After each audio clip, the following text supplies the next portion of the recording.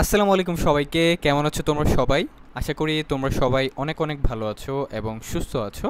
তোমাদের সবাইকে স্বাগতম এইচএসসির কেমিস্ট্রি আরও একটি ওয়ান শট ক্লাসে।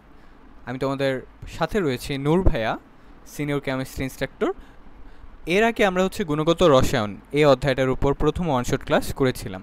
আজকে আমরা এই অধ্যায়ের উপর দ্বিতীয় পর্বটা তোমাদের সামনে উপস্থাপন করব। তো একটা কথা বলে নেওয়া ভালো যে আজকের ক্লাসটা যদি তোমার কমপ্লিটলি হয়ে যায় তাহলে এই অধ্যায়ের সম্পূর্ণ তোমার বলা যায় মোটামুটি সম্পূর্ণ একটা প্রস্তুতি হয়ে যাবে ইনশাল্লাহ। যে এমসিকিউতে কী কী টাইপের কোশ্চেন আসে এবং কীভাবে সলভ করতে হবে এইগুলা যাবতীয় ধারণা তুমি পেয়ে যাবা। তো আমি আর কথা না বলে চলো আমরা ক্লাসটা শুরু করে দিই। প্রথম কোশ্চেনটা দেখো দেয়া আছে যে এখানে তরঙ্গ সংখ্যা কোন রশ্মির ক্ষেত্রে বেশি হয়। তাহলে এখানে তরঙ্গ সংখ্যার এখানে একটু মিস্টেক দেয়া আছে যে নিউ ছিল। নিউ তো আমরা জানি কম্পাঙ্ক, কিন্তু নিউর উপর যখন একটা বার হয়, এই যে নিউর উপর যখন একটা বার হয় তখন সেটা কি হয়ে যায়? তরঙ্গ সংখ্যা। এখন আমাকে বলছে যে কোন রশ্মির ক্ষেত্রে বেশি হয়, এটা কিভাবে ফাইন্ড আউট করবে? এর আগে আমাদের একটু পিছনে যেতে হবে, যে থিওরিগুলো আমরা আগে পড়েছি চলো একটু রিভিশন দিয়ে আসি। যে ইউভি, তারপরে ইনফ্রারেড রে, এক্স রে, এগুলার তোমার তরঙ্গ দৈর্ঘ্য কার কেমন হয়ে থাকে, কার তরঙ্গ সংখ্যা কেমন হবে, কার কেমন হবে, সেটা আমরা একটু জেনে আসি। তো দেখো এর জন্য আমরা একটা ছন্দ মনে রাখবো, মগা রঞ্জন অতি দৃশ্য অবলোকে মারে রাতে। তো এই রশ্মিগুলা তোমার লাগবে, যেমন মহাজাগতিক রশ্মি, গামা রশ্মি, এক্স রে রশ্মি, ইউভি রশ্মি, দৃশ্যমান রশ্মি, অবলোহিত রশ্মি, মাইক্রোওয়েভ, রেডিওওয়েভ, এইগুলা। তো এইগুলার আমরা রেঞ্জে, মানে এগুলো তরঙ্গ দৈর্ঘ্যের যে রেঞ্জ বা সীমাটা, এটা হয়তো আমরা অনেকে পড়ছি, যাদের মনে আছে তাদের আলহামদুলিল্লাহ। মোটামুটি এমসিকিউতে ওই রেঞ্জটা খুব একটা লাগে না। এমসিকিউতে যেটা লাগে যে কার তরঙ্গ দৈর্ঘ্য বেশি, বা কার তরঙ্গ সংখ্যা বেশি, বা কার শক্তি বেশি। তো এর জন্য মাথায় রেখো যে আমরা তো অ্যাটলিস্ট মানগুলো যদি নাও জানি, অ্যাটলিস্ট এটা তো জানি যে এই যে মগার ম থেকে রাতের রা পর্যন্ত তোমার কি তরঙ্গ দৈর্ঘ্য প্রতিনিয়ত কি বাড়তে থাকে। তাহলে এই সিকোয়েন্সটার উপর থেকে নিচে গেলে তরঙ্গ দৈর্ঘ্য কি হবে? বাড়বে। তাহলে যেহেতু তরঙ্গ দৈর্ঘ্য বাড়বে, তরঙ্গ সংখ্যা না, কিন্তু কি বাড়বে? তরঙ্গ দৈর্ঘ্য, অর্থাৎ ল্যামডাটা বাড়বে। উপর থেকে যতই নিচে যাবে তরঙ্গ দৈর্ঘ্য কি বাড়তে থাকবে। তাহলে আমি বলতে পারি যে এই সব এখানে কয়টা আছে? টোটাল আটটা রশ্মির মধ্যে মহাজাগতিক রশ্মির তরঙ্গ দৈর্ঘ্যের মান সব থেকে কম। আর একদম নিচে যেটা, যেহেতু উপর থেকে নিচে গেলে তরঙ্গ দৈর্ঘ্য বাড়তে থাকে, তাহলে একদম নিচে কে আছে? Radio wave. তাহলে এইটার তরঙ্গ দৈর্ঘ্য হবে কি সব থেকে বেশি। তাহলে আমি একটা জিনিস মাথায় রাখবো যে উপর থেকে যতই নিচে যায় ততই কি হয়?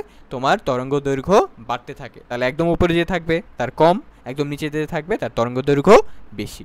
এখন আমাকে পরীক্ষার হলে শুধুমাত্র এটা জিজ্ঞেস করবে না যে তরঙ্গ দৈর্ঘ্য কার বেশি বা কম, আমাকে জিজ্ঞেস করতে পারে কার তরঙ্গ সংখ্যা বেশি বা কম।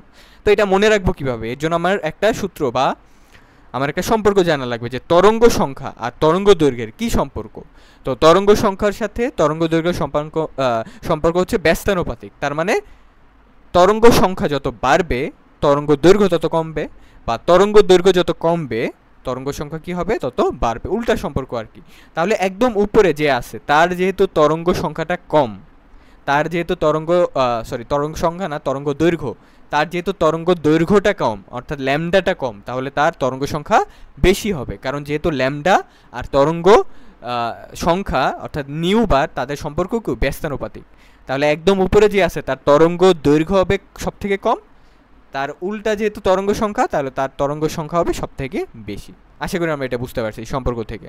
আরেকটা সম্পর্ক যেটা জানা লাগবে, এর সাথে ল্যামডার সম্পর্ক। তাহলে আমরা জানি E=hc বাই ল্যামডা, তাই না? এই সূত্রটা আমরা পড়ছি। কি hc ডিভাইডেড বাই ল্যামডা।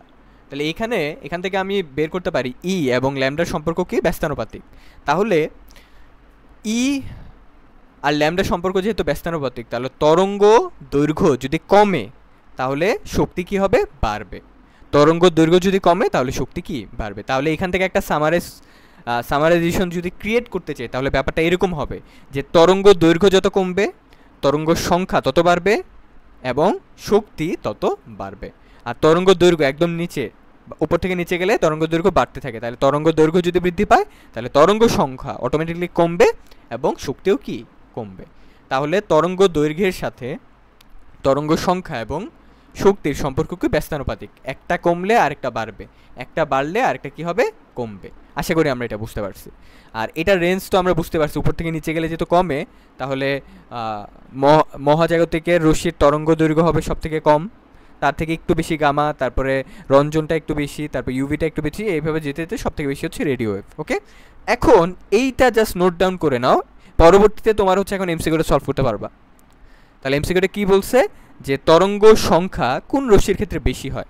তার আগে তুমি জেনে নাও যে কোনটার তরঙ্গ দৈর্ঘ্য বেশি, এই চারটার মধ্যে কোনটার তরঙ্গ দৈর্ঘ্য বেশি। তাহলে তুমি দেখো যে এখানে অপশনে কি কি আছে, ইউভি আছে, আইআর আছে, রেড রে আছে, আর এক্স রে আছে। তাহলে দেখো এখানে তোমার তরঙ্গ সংখ্যা কোনটার বেশি হবে, তাহলে এইটা বেশি মানে কি, আমার খুঁজতে হবে কার তরঙ্গ দৈর্ঘ্য কি কম, কারণ তরঙ্গ সংখ্যা আর তরঙ্গ দৈর্ঘ্যের সম্পর্ক কি উল্টা। তাহলে আমাকে জিজ্ঞেস করছে যে কার তরঙ্গ সংখ্যা বেশি, তার মানে আমাকে খুঁজতে হবে কার তরঙ্গ দৈর্ঘ্য কম। ঠিক আছে, তাহলে দেখি তরঙ্গ দৈর্ঘ্য কম কার। এই যে মহাজাগতিক, এখানে কি অপশনে মহাজাগতিক আছে, নাই। তাহলে গামা, গামাও নাই। তারপরে হচ্ছে এক্স রে, এক্স রে আছে, তাহলে এটাই হবে আমার আনসার। ঠিক আছে, এটাই হবে আমার আনসার। এই চারটার মধ্যে এক্স রের তরঙ্গ দৈর্ঘ্য সব থেকে কম, তার মানে তার তরঙ্গ সংখ্যা হবে কি সব থেকে বেশি। তাহলে এটার আনসার হবে কি এক্স রে। কারণ আমরা এখানে দেখলাম যে উপর থেকে নিচে গেলে যেহেতু তরঙ্গ দৈর্ঘ্য বাড়তে থাকে, তাহলে আমি দেখলাম উপরে যারা আছে তাদের তরঙ্গ দৈর্ঘ্য কম হবে, তাহলে এক্স রেটা হচ্ছে কম। আর এক্স রে উপরে যেটা মহাজাগতিক গামা, এটা তো অপশনে দেয়া নাই, তাহলে এক্স রে যেহেতু আছে তাহলে এক্স রে হবে আমার আনসার। ঠিক আছে, এক্স রের তরঙ্গ দৈর্ঘ্য সব থেকে কম, মানে তার তরঙ্গ সংখ্যা কি সব থেকে বড় বা বেশি। পরবর্তী কোশ্চেনটাতে যাই। পরবর্তী কোশ্চেন দেখার আগে আমরা এখানে দেখো দৃশ্যমান লিখছিলাম না, এই দৃশ্যমানের রেঞ্জটা আমাদের অবশ্যই মুখস্থ রাখা লাগবে, এটাই কোনো মাফ নাই। কারণ এই রেঞ্জটা মুখস্থ থাকলে তোমার হচ্ছে এমসিকিউতে অনেক ইজি হবে, সিকিউর জন্য ইম্পর্টেন্ট। তাহলে এটা রেঞ্জটা জানা লাগবে। এটা রেঞ্জটা কি, বেনি আসো কলা। তাহলে বেনি আসো কলা অর্থাৎ বেগুনি, নীল, আসমানি, সবুজ, হলুদ, কমলা, লাল। তাহলে সব থেকে উপর থেকে যত নিচে যাচ্ছে দেখো তরঙ্গ দৈর্ঘ্যের মান কি বাড়তেছে। তাহলে উপরে যেটা আছে তার তরঙ্গ দৈর্ঘ্যের মান কি কম, তার তরঙ্গ দৈর্ঘ্যের মান কম মানে কি তার তরঙ্গ সংখ্যা বেশি, তার শক্তি বেশি। আর নিচেরটার তরঙ্গ দৈর্ঘ্যের মান বেশি, তার মানে কি তার তরঙ্গ সংখ্যার মান কম, শক্তিও কম। আর এটা হচ্ছে আমাকে রেঞ্জটা মাথায় রাখতে হবে। বেগুনিটা হচ্ছে 380 থেকে 424, নীলটা হচ্ছে 424 থেকে 450, আসমানিটা 450 থেকে 500, সবুজটা 500 থেকে 575, হলুদটা 575 থেকে 590, পরেরটা 590 থেকে 647, পরেরটা 647 থেকে 780। তোমার আসলে মনে রাখা লাগবে হচ্ছে নাম্বারগুলো 380, 424, 450, 500, 575, 590, 647। এই নাম্বারগুলো মনে রাখলে তুমি রেঞ্জটা ইজিলি বের করতে পারবা। ঠিক আছে, তাহলে সবচেয়ে কম তরঙ্গ দৈর্ঘ্য কার, বেগুনির। সব থেকে বেশি তরঙ্গ দৈর্ঘ্য কার, লালের। তাহলে সব থেকে কম তরঙ্গ দৈর্ঘ্য যেহেতু বেগুনির, তাহলে তার তরঙ্গ সংখ্যাও সব থেকে বেশি আর শক্তিও সব থেকে বেশি। ওকে, পরবর্তী এমসিকিউতে যাই। কোন বিকিরিত রশ্মির তরঙ্গ দৈর্ঘ্য সব থেকে বেশি, ল্যামডার মানটা কার বেশি, এটা আমাকে জানতে চাইছে। তাহলে এখানে কি কি আছে, মহাজাগতিক রশ্মি, এক্স রে, ইউভি, ভিজিবল রে, মানে দৃশ্যমান। এটা কি দৃশ্যমানের কথা বলছে, দৃশ্যমান। তাহলে এই চারটার মধ্যে কোনটা আনসার হবে, দেখো তরঙ্গ দৈর্ঘ্য কার বেশি এটা জানতে চাইছে। তাহলে এখানে কি কি অপশন ছিল, তোমার হচ্ছে মহাজাগতিক, এক্স রে, ইউভি, ভিজিবল। মহাজাগতিক, এক্স রে, ভিজিবল। ঠিক আছে, তাহলে এখানে আনসার কোনটা হবে বলো তো। তোমরা এই চারটা দেখে বুঝতে পারবা যে আনসার আসলে কোনটা হবে, রাইট। এটার আনসার দেখে তুমি বলতে পারবে এখানে আনসার হবে কি দৃশ্যমান। কি হবে, দৃশ্যমান। এটার আনসার হবে কি দৃশ্যমান। তো বাকিগুলো তো একটু উপরে আছে আর দৃশ্যমানটা কি নিচে আছে, এই চারটার তুলনায় দৃশ্যমান কি নিচে আছে, তাই এটার আনসার হবে কি দৃশ্যমান, যার তরঙ্গ দৈর্ঘ্যের মান কি বেশি, যার তরঙ্গ দৈর্ঘ্যের মান কি বেশি। পরবর্তী কোশ্চেনটাতে যাই। কোন রশ্মি তরঙ্গ দৈর্ঘ্য অধিক। তাহলে এখানে আমরা দেখি এখানে ইউভি আছে, এক্স রে আছে, মাইক্রোওয়েভ আছে আর আইআর আছে। তাহলে তুমি চার্ট যেটা তুমি খাতায় তুললা, তুমি যে চার্টটা খাতায় তুললা ওটা দেখে বলো যে এখানে হচ্ছে কোনটার তরঙ্গ দৈর্ঘ্য কি হবে বেশি হবে। তাহলে দেখবা যে বেসিকলি নিচে কে আছে, নিচে আছে হচ্ছে তোমার কি বলো তো মাইক্রোওয়েভ। তাহলে এটার আনসার হবে কি MW। এটার কি আনসার হবে মাইক্রোওয়েভ। এটার তরঙ্গ দৈর্ঘ্য কি এই চারটার তুলনায় বেশি। এই চারটার তুলনায় কি বেশি। পরবর্তীতে ইলেকট্রোম্যাগনেটিক বর্ণালীতে নিচের কোনটির তরঙ্গদৈর্ঘ্য দীর্ঘ। তাহলে দেখো এটাও তুমি হচ্ছে মিলিয়ে দেখো এটা কোনটা হয়। একদম টিভি রশ্মি, এটা কি টেলিভিশন, অর্থাৎ রেডিও ওয়েভ। রেডিও ওয়েভটা কি একদম নিচে না, তাহলে তার তরঙ্গদৈর্ঘ্যই তো সব থেকে বেশি, আর বাকিগুলো তো উপরে। সব থেকে নিচে কি টিভিটা, মানে রেডিও ওয়েভ। তাহলে এটাই হবে আমার আনসার। কোন রশ্মিটির শক্তি সর্বাধিক। তাহলে শক্তি সর্বাধিক মানে কি বলতো, আমরা দেখছিলাম যে ই এর সাথে সম্পর্ক কি ল্যামডার ব্যস্তানুপাতিক। তাহলে তোমার খুঁজতে হবে তরঙ্গ দৈর্ঘ্য কার কম, তরঙ্গ দৈর্ঘ্য যার কম তার শক্তি কি বেশি। তাহলে এই চারটার মধ্যে দেখতে হবে কার তরঙ্গ দৈর্ঘ্যের মান কি কম, কার তরঙ্গ দৈর্ঘ্যের মান কম। যার তরঙ্গ দৈর্ঘ্যের মান কম হবে তারই কি হবে, শক্তিটা বেশি হবে। তাহলে তুমি চারটার মধ্যে দেখো যে কোনটা হয়। তো গামা উপরে, মানে হচ্ছে তরঙ্গ দৈর্ঘ্য কম মানে কি দেখতে হবে একদম উপরে কে আছে, রাইট। তাহলে তুমি দেখবা একদম উপরে কে কে আছে, দেখবা যে অবলোহিত আছে, গামা আছে। তাহলে একদম উপরে যেটা আছে হচ্ছে তোমার হচ্ছে গামা, ঠিক আছে। অবলোহিত একদম নিচে, সরি অবলোহিত একদম নিচে। কিন্তু এই চারটার তুলনায় তোমার হচ্ছে এই চারটার তুলনায় তোমার এই চারটার তুলনায় সরি এই চারটার তুলনায় গামা আছে কি একদম উপরে, যার কারণে হচ্ছে গামার তরঙ্গ দৈর্ঘ্য কি হবে, কম হবে। তার মানে তার শক্তি কি হবে, অটোমেটিকলি বেশি হবে। তাহলে এটাই হবে আমার আনসার, এটা হবে আমার কি আনসার। বাকিগুলো নিচে আসলে, ঠিক আছে, বাকিগুলো তিনটাই নিচে। রেডিও ওয়েভ তো একদম নিচে, ঠিক আছে, রেডিও ওয়েভ তো একদমই নিচে। রেডিও ওয়েভের উপরে কি আছে বলো তো, রেডিও ওয়েভের উপরে আছে হচ্ছে তোমার মাইক্রোওয়েভ, আর মাইক্রোওয়েভের উপরে কি আছে অবলোহিত। এই তিনটাই আর কি একদম নিচের দিকে, সব থেকে নিচে হচ্ছে রেডিও ওয়েভ, তার উপরে হচ্ছে মাইক্রোওয়েভ, তার উপরে অবলোহিত, আর আরও উপরে আছে কে গামা। তাহলে যেহেতু উপরে গামা আছে, আমরা জানি উপর থেকে নিচে গেলে তরঙ্গ দৈর্ঘ্যের মান বাড়তে থাকে। তাহলে উপরে যে আছে তার তরঙ্গ দৈর্ঘ্যের মান কম, আর নিচে যে আছে তার বড়, তাহলে উপরেটা হচ্ছে কম, তার মানে তার শক্তিও বেশি।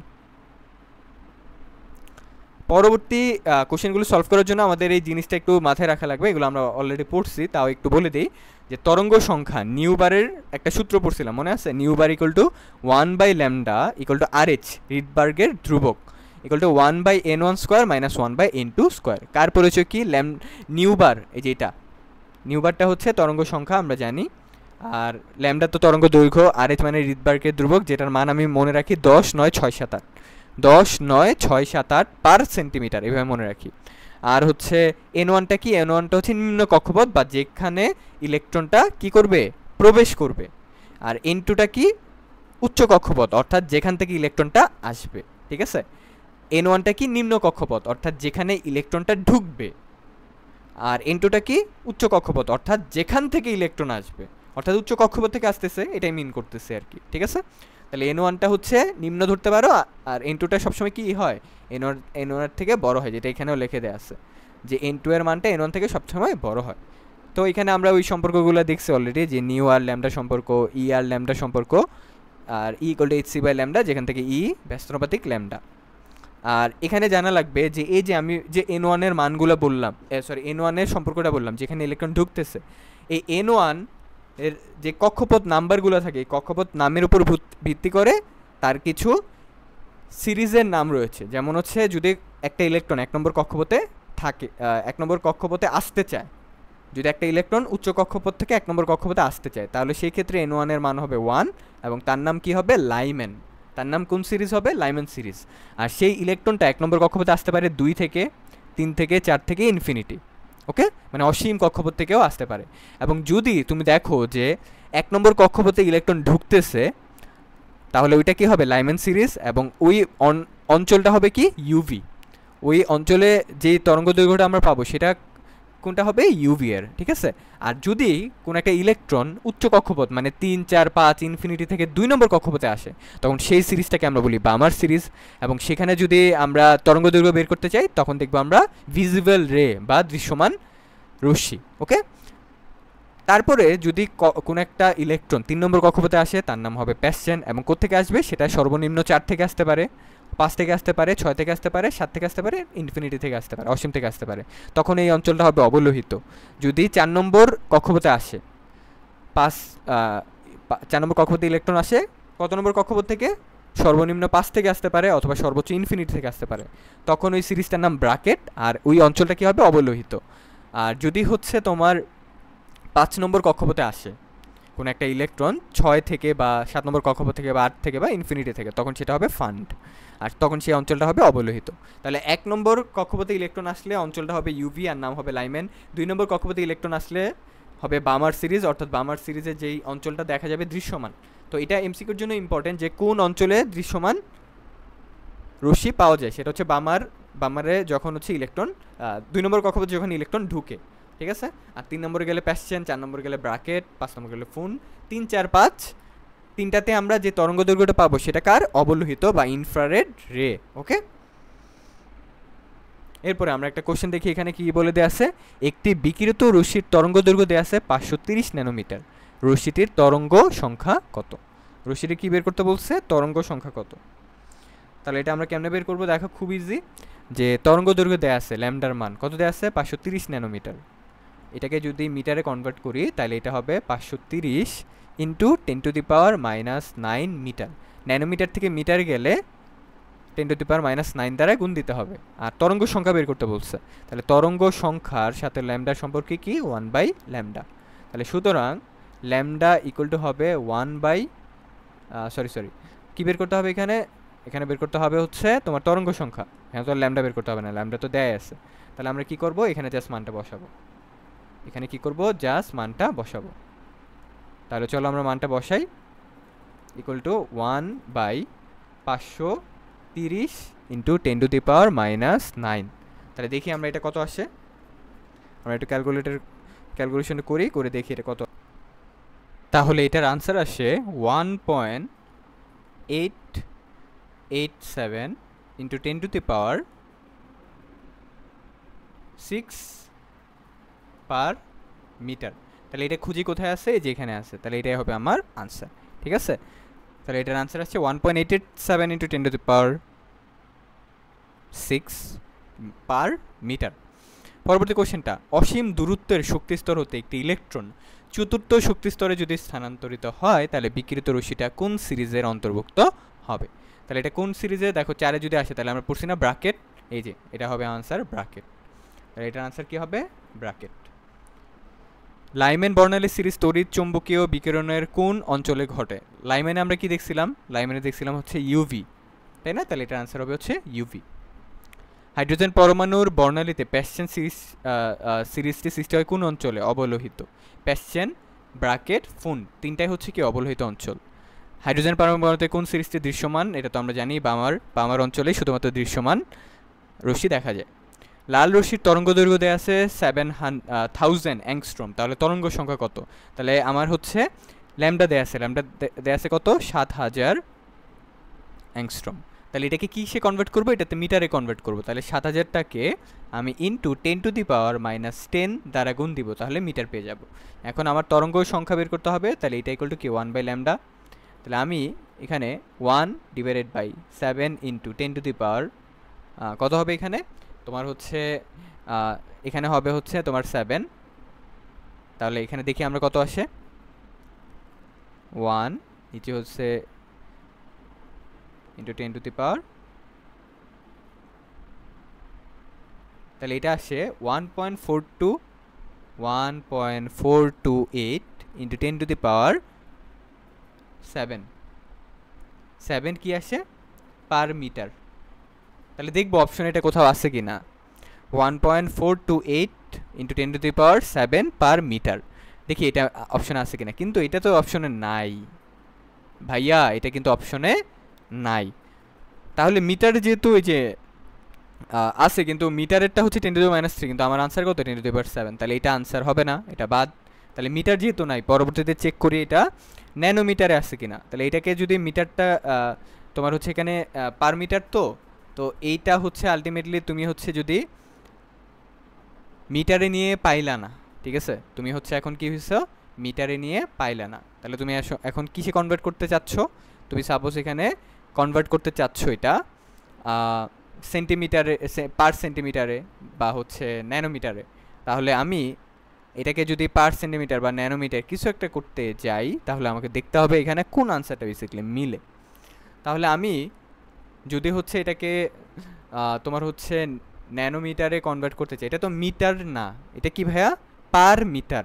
ঠিক আছে, এটা হচ্ছে কি পার মিটার।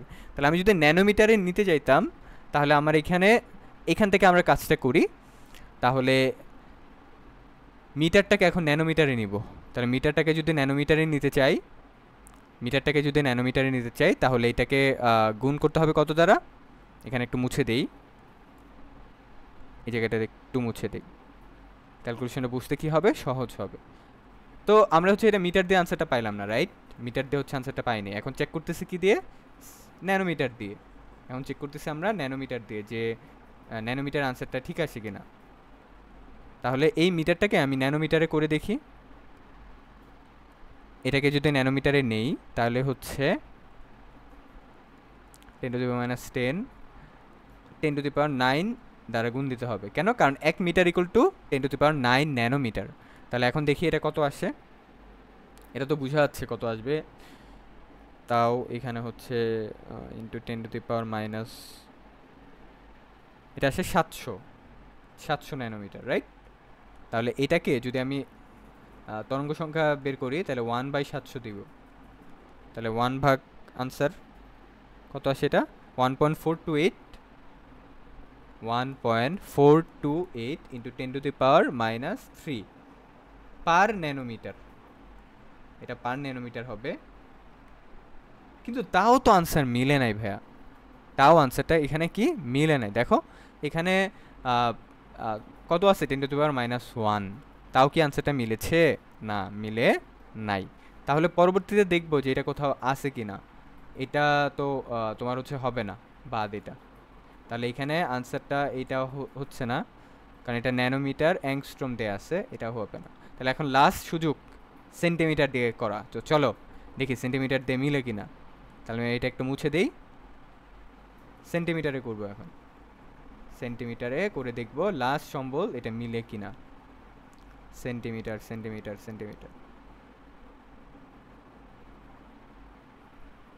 তাহলে এই মিটারটাকে এখন কিসে কনভার্ট করব, সেন্টিমিটারে, রাইট? তাহলে সেন্টিমিটারে যদি নেই তাহলে 100 দ্বারা গুণ দিতে হবে। তাহলে এটা হবে 7000 ইন্টু 10⁻10 ইন্টু 10⁻2। তাহলে দেখি এটা কত আসে।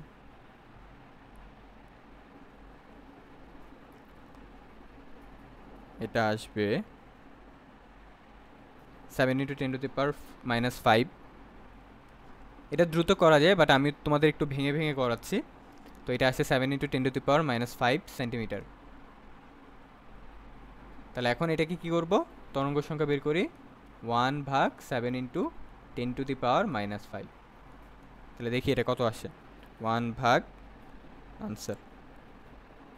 তাহলে এটা আসতেছে 1.428 ইন্টু 10⁻⁴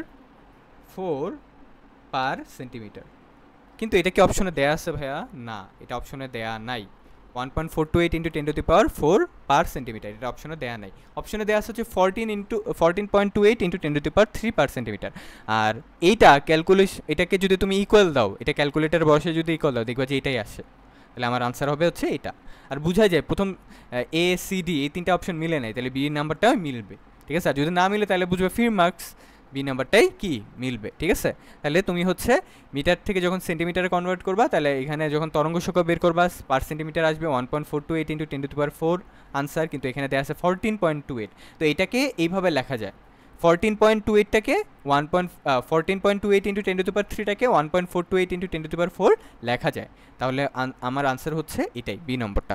আশা করি বুঝতে পারছি। ঠিক আছে, তো তুমি প্রথমে মিটার দিয়ে করবা, এটা না হলে সেন্টিমিটার দিয়ে করবা, সেন্টিমিটার দিয়ে না হলে ন্যানোমিটারে করে করবা।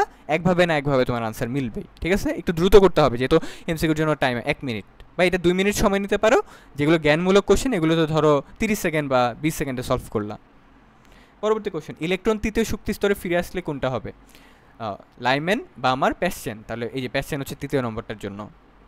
কোনটি দৃশ্যমান বর্ণালী, এটা হচ্ছে বামার সিরিজে যখন আসে। হাইড্রোজেন পরমাণুর বর্ণালী কোন সিরিজটা অতি বেগুনি অঞ্চলে রেখা দেখা যায়, ইউভিটা দেখা যায় আমরা দেখছিলাম লাইম্যানে, তাই না? তাহলে এটা আনসার হবে লাইম্যান। লাইম্যানে আসলে ইউভি দেখা যায়।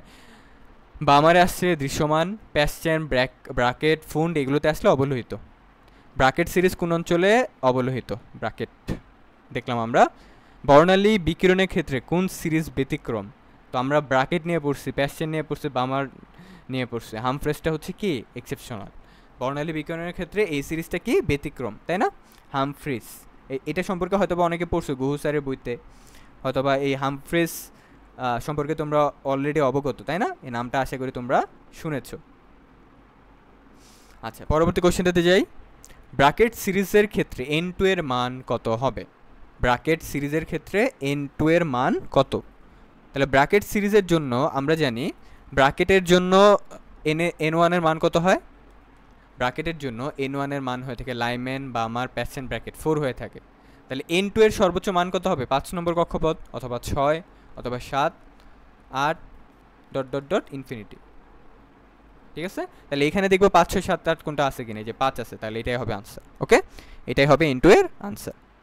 প্যাশ্চেন সিরিজের ক্ষেত্রে নিম্ন শক্তি স্তরের মান কত? প্যাশ্চেন সিরিজের জন্য n1 এর মান কত? লাইম্যান, বামার, প্যাশ্চেন 3 নম্বরটা। তাহলে n2 স্টার্ট হবে থেকে এর এক বেশি, তার মানে 4 থেকে স্টার্ট হবে, তাহলে এটার আনসার হবে 4। এটাই হচ্ছে কি প্যাশ্চেনের জন্য নিম্ন কক্ষপথ, কারণ 4, 5, 6 এভাবে ইনফিনিটি পর্যন্ত যাইতে থাকে। বামার সিরিজের দ্বিতীয় লাইনের ক্ষেত্রে n এর মান কত হবে? আচ্ছা, বামার সিরিজের দ্বিতীয় লাইন মানে কি? ধরো বামার সিরিজের জন্য n1 এর মান তো আমরা জানি কত বলো তো, 2। লাইম্যান, বামার সিরিজের জন্য n1 এর মান 2। তাহলে দ্বিতীয় লাইন বলতে কি বুঝাইছে? দ্বিতীয় রেখা বা লাইন, এটাকে আমরা রেখা হিসেবেও পড়ি। দ্বিতীয় লাইন মানে বুঝাইছে যে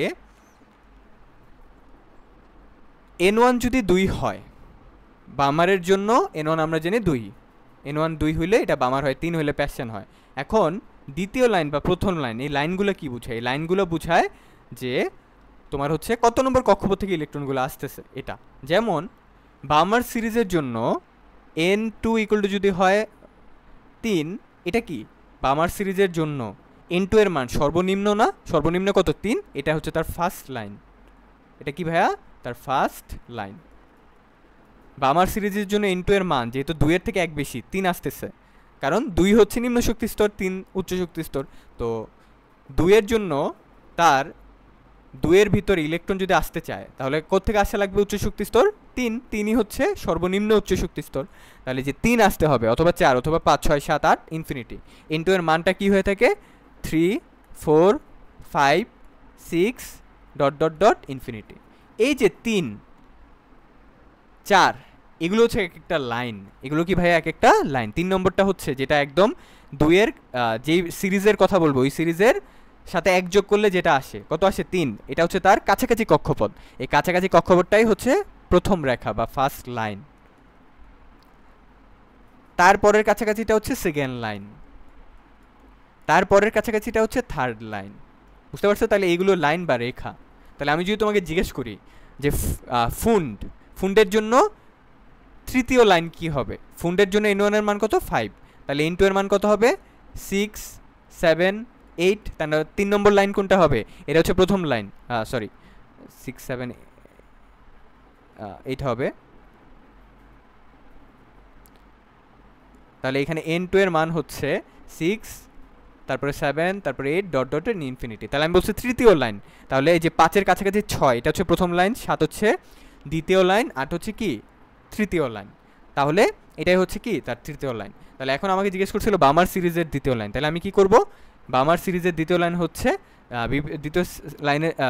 দ্বিতীয় লাইনের জন্য n2 এর মান কত হবে? এটা হচ্ছে 4, কারণ বামার সিরিজের প্রথম লাইনটাই কি, বামার সিরিজের n1 এর মান যেহেতু 2, তার প্রথম লাইনটাই হচ্ছে 3, দ্বিতীয় লাইনটা কত হবে? 4। আর আরেকটা টেকনিক আছে, টেকনিকটা একটু বলে দেই, যে লাইন দিয়ে তুমি কিভাবে n এর মান বের করবা, তুমি একটা ইজিলি বের করতে পারবা। দেখো টেকনিকটা একটু শিখাই দেই, যে বামার সিরিজের জন্য n1 এর মান কত?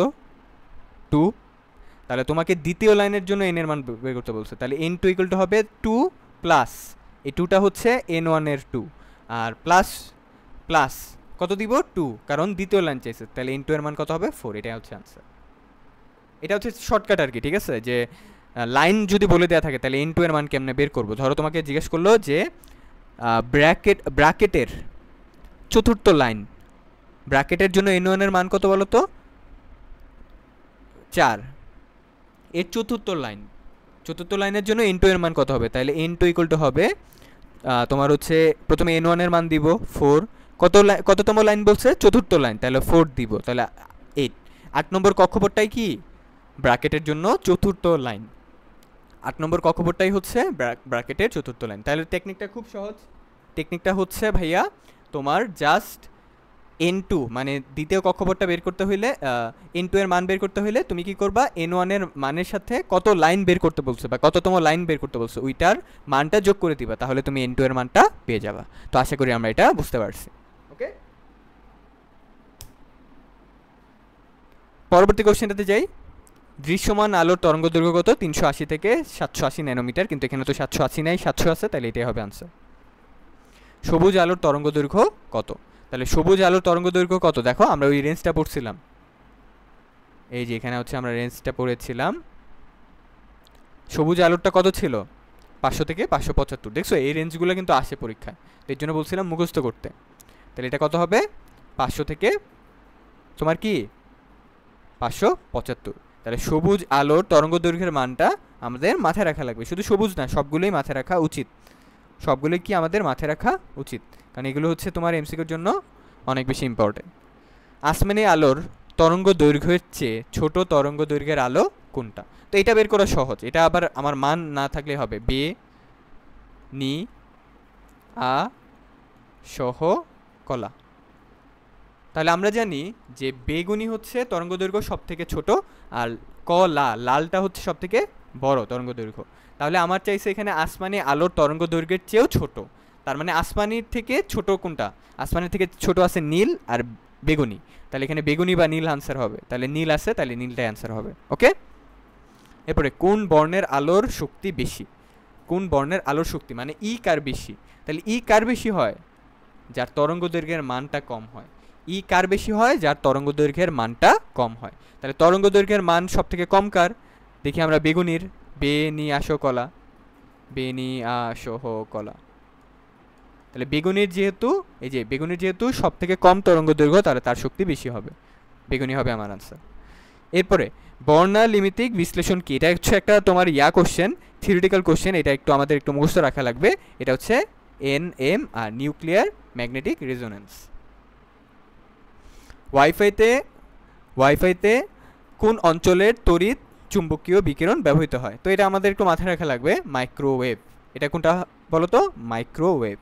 তো ওয়াইফাইতে বেসিক্যালি আমরা হচ্ছে মাইক্রোওয়েভ এই অঞ্চলের তড়িৎচুম্বকীয় কি বিকিরণ করতে দেখা দেয়। চিকিৎসা বিজ্ঞানে ফিজিওথেরাপিতে কোনটা ব্যবহার করা হয়? এটা আমার জানা লাগবে। এটা হচ্ছে ইনফ্রারেড রে বা অবলোহিত রশ্মি। ইনফ্রারেড রে বা কি অবলোহিত রশ্মি। রিডবার্গের ধ্রুবক কত? আমরা জানি এটা হচ্ছে RH equal to 10, 9, 6, 7, 8 per centimetre. তাহলে এখানে দেখতে হবে কোনটা আনসার হচ্ছে, এখানে দেখতে হবে কোনটা আনসার হচ্ছে। তাহলে এখানে 10, 9, 6, 7, 8টাকে আমি লিখতে পারি 1.09678 into 10 to the power 5 per centimetre. কিন্তু এখানে কি কোথাও পার সেন্টিমিটার দেয়া আছে ভাইয়া? কোথাও কি পার সেন্টিমিটারে দেয়া আছে? নাই। তাহলে এটাকে কিসে নিতে হবে? মিটারে। এটাকে কিসে নিতে হবে? মিটারে। তাহলে এটাকে যদি মিটারে নাও তাহলে আসবে 1.09678 ইন্টু 10 টু দি পাওয়ার কত 5 তোমার 3 না 7? এটা হবে 7 পার মিটার। তুমি বলতে পারো ভাই সেন্টিমিটার থেকে মিটারে গেলে তো কমে যাওয়ার কথা না, কিন্তু ভাইয়া এখানে তো সেন্টিমিটার থেকে মিটারে যাচ্ছি না, এখানে যাচ্ছি পার সেন্টিমিটার থেকে পার মিটার। তাহলে সম্পর্কটা উল্টা হবে। সেন্টিমিটার থেকে মিটারে গেলে আমরা জানি যে ভাগ করতে হয়, কিন্তু এখানে তো সেন্টিমিটার থেকে মিটারে যাচ্ছি না, এখানে পার সেন্টিমিটার থেকে পার মিটারে যাচ্ছি, তখন কি করতে হবে? গুণ করতে হবে 100 দ্বারা। ওকে, তাহলে এটা দেখি কোথায় আছে, এটা আছে 4 নম্বর অপশনে, তাহলে এটা হবে আমার আনসার। আবারও রিডবার্গের ধ্রুবকের মান দেখি আমরা RH ইকুয়াল টু একটু আগে লিখলাম 10, 9, 6, 7, 8 পার সেন্টিমিটার।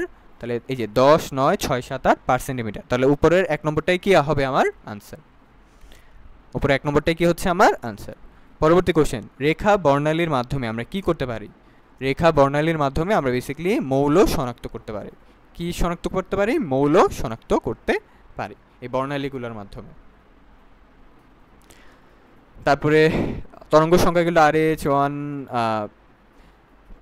সমীকরণে প্যাশ্চেন সিরিজের জন্য n2 এর ন্যূনতম মান কত? এটা খুবই ইম্পর্টেন্ট একটা কোশ্চেন, ঠিক আছে? এটার জন্য তোমাকে একটা থিওরি পড়াচ্ছি। এটার জন্য হচ্ছে যে থিওরিটা আমাকে পড়তে হবে। আচ্ছা, এটার জন্য থিওরি না, আরেকটা কোশ্চেন আছে, যে এই কোশ্চেনটা তোমার হচ্ছে, হ্যাঁ, এই যে সর্বনিম্ন তরঙ্গ সংখ্যা বা সর্বোচ্চ তরঙ্গ সংখ্যা, ওটার জন্য একটা থিওরি আমরা পড়বো। এখানে কোশ্চেনটা কি বলছে, যে প্যাশ্চেন সিরিজের জন্য n2 এর ন্যূনতম মান। তাহলে আমরা প্যাশ্চেন সিরিজের জন্য n1 এর মান কত জানি? লাইম্যান বামার প্যাশ্চেন 3। তাহলে n2 এর ন্যূনতম মান কত হবে? 4, কারণ n2 এর মানগুলো হয়ে থাকে 4, 5, 6, 7 ডট ডট ডট ইনফিনিটি। তাহলে এটার ন্যূনতম মান কত? 4। তাহলে এটা আনসার হবে কি? 4। খুব সহজ, ঠিক আছে? এটার মান হচ্ছে হবে 4। যদি বলতো বামারের ন্যূনতম, তাহলে হয়তো 3। বামারের জন্য n1 এর মান 2, তাহলে n2 এর মান ন্যূনতম কত হইতো? 4। আর যদি বলতো সর্বোচ্চ কত n2 এর মান, তাহলে বলতো ইনফিনিটি। যদি ন্যূনতম না জিজ্ঞেস করে বলতো সর্বোচ্চ মান কত, তাহলে লিখতা ইনফিনিটি। তারপরে সমীকরণটা লাইম্যান সিরিজের ক্ষেত্রে n1 এর মান কত? লাইম্যান সিরিজের জন্য তো আমরা জানি n1 এর মান 1, তাহলে এটা আনসার তো খুব পানি 1।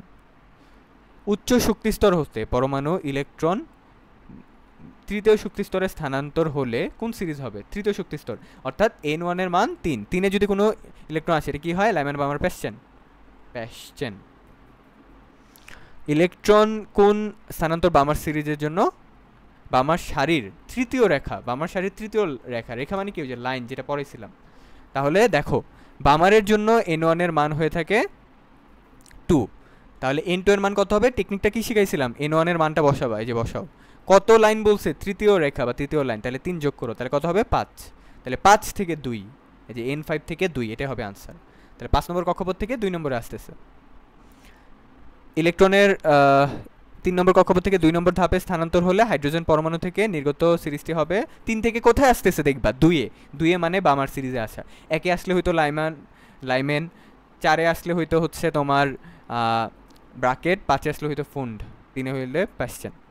হাইড্রোজেন পরমাণুর বর্ণালীতে প্যাশ্চেন সিরিজের জন্য সর্বোচ্চ তরঙ্গ সংখ্যা কত? অর্থাৎ নিউ বার ম্যাক্সিমাম কখন হয়? নিউ বার ম্যাক্সিমাম। তো এটার জন্য এটার কথা বলতেছিলাম তখন, ঠিক আছে? এটা দেখো, এটা আমি একটা থিওরি লিখে দিছি তোমাদের জন্য, মনে রাখবা। যদি কখনো জিজ্ঞেস করে যে নিউ ম্যাক্স বা তরঙ্গ সংখ্যা সর্বোচ্চ জানতে চায়, তাহলে বুঝবা তখন আমাকে বের করতে হয় তরঙ্গ সংখ্যা মিনিমাম কখন হয়। আর তরঙ্গ সংখ্যা মিনিমাম তখনই হয় যখন n1 এর মানটা ফিক্স থাকে আর n2 এর মানটা কি হয়? ইনফিনিটি। n1 এর মান তো আজীবনই ফিক্স থাকে, তাই না? ধরো লাইমেনের জন্য n1 এর মান 1, বামারের জন্য 2, প্যাশ্চেনের জন্য 3, ব্র্যাকেটের জন্য 4, ফুন্ডের জন্য 5।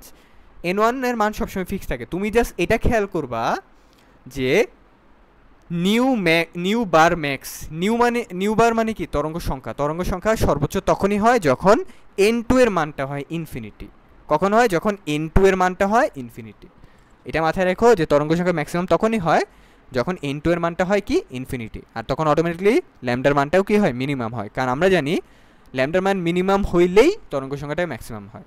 তাহলে আমরা মাথায় রাখবো, আমাকে বের করতে বলছে কি? সর্বোচ্চ তরঙ্গ সংখ্যা। তাহলে আমি n2টাকে কি ধরবো? ইনফিনিটি। আর যদি বের করতে বলে যে তরঙ্গ সংখ্যা সর্বনিম্ন কখন হবে, তখন অটোমেটিকলি ল্যামডা ম্যাক্সিমাম, আর n1 তো সবসময় ফিক্স। n2টা জাস্ট চেঞ্জ হবে। n2টা কি হবে?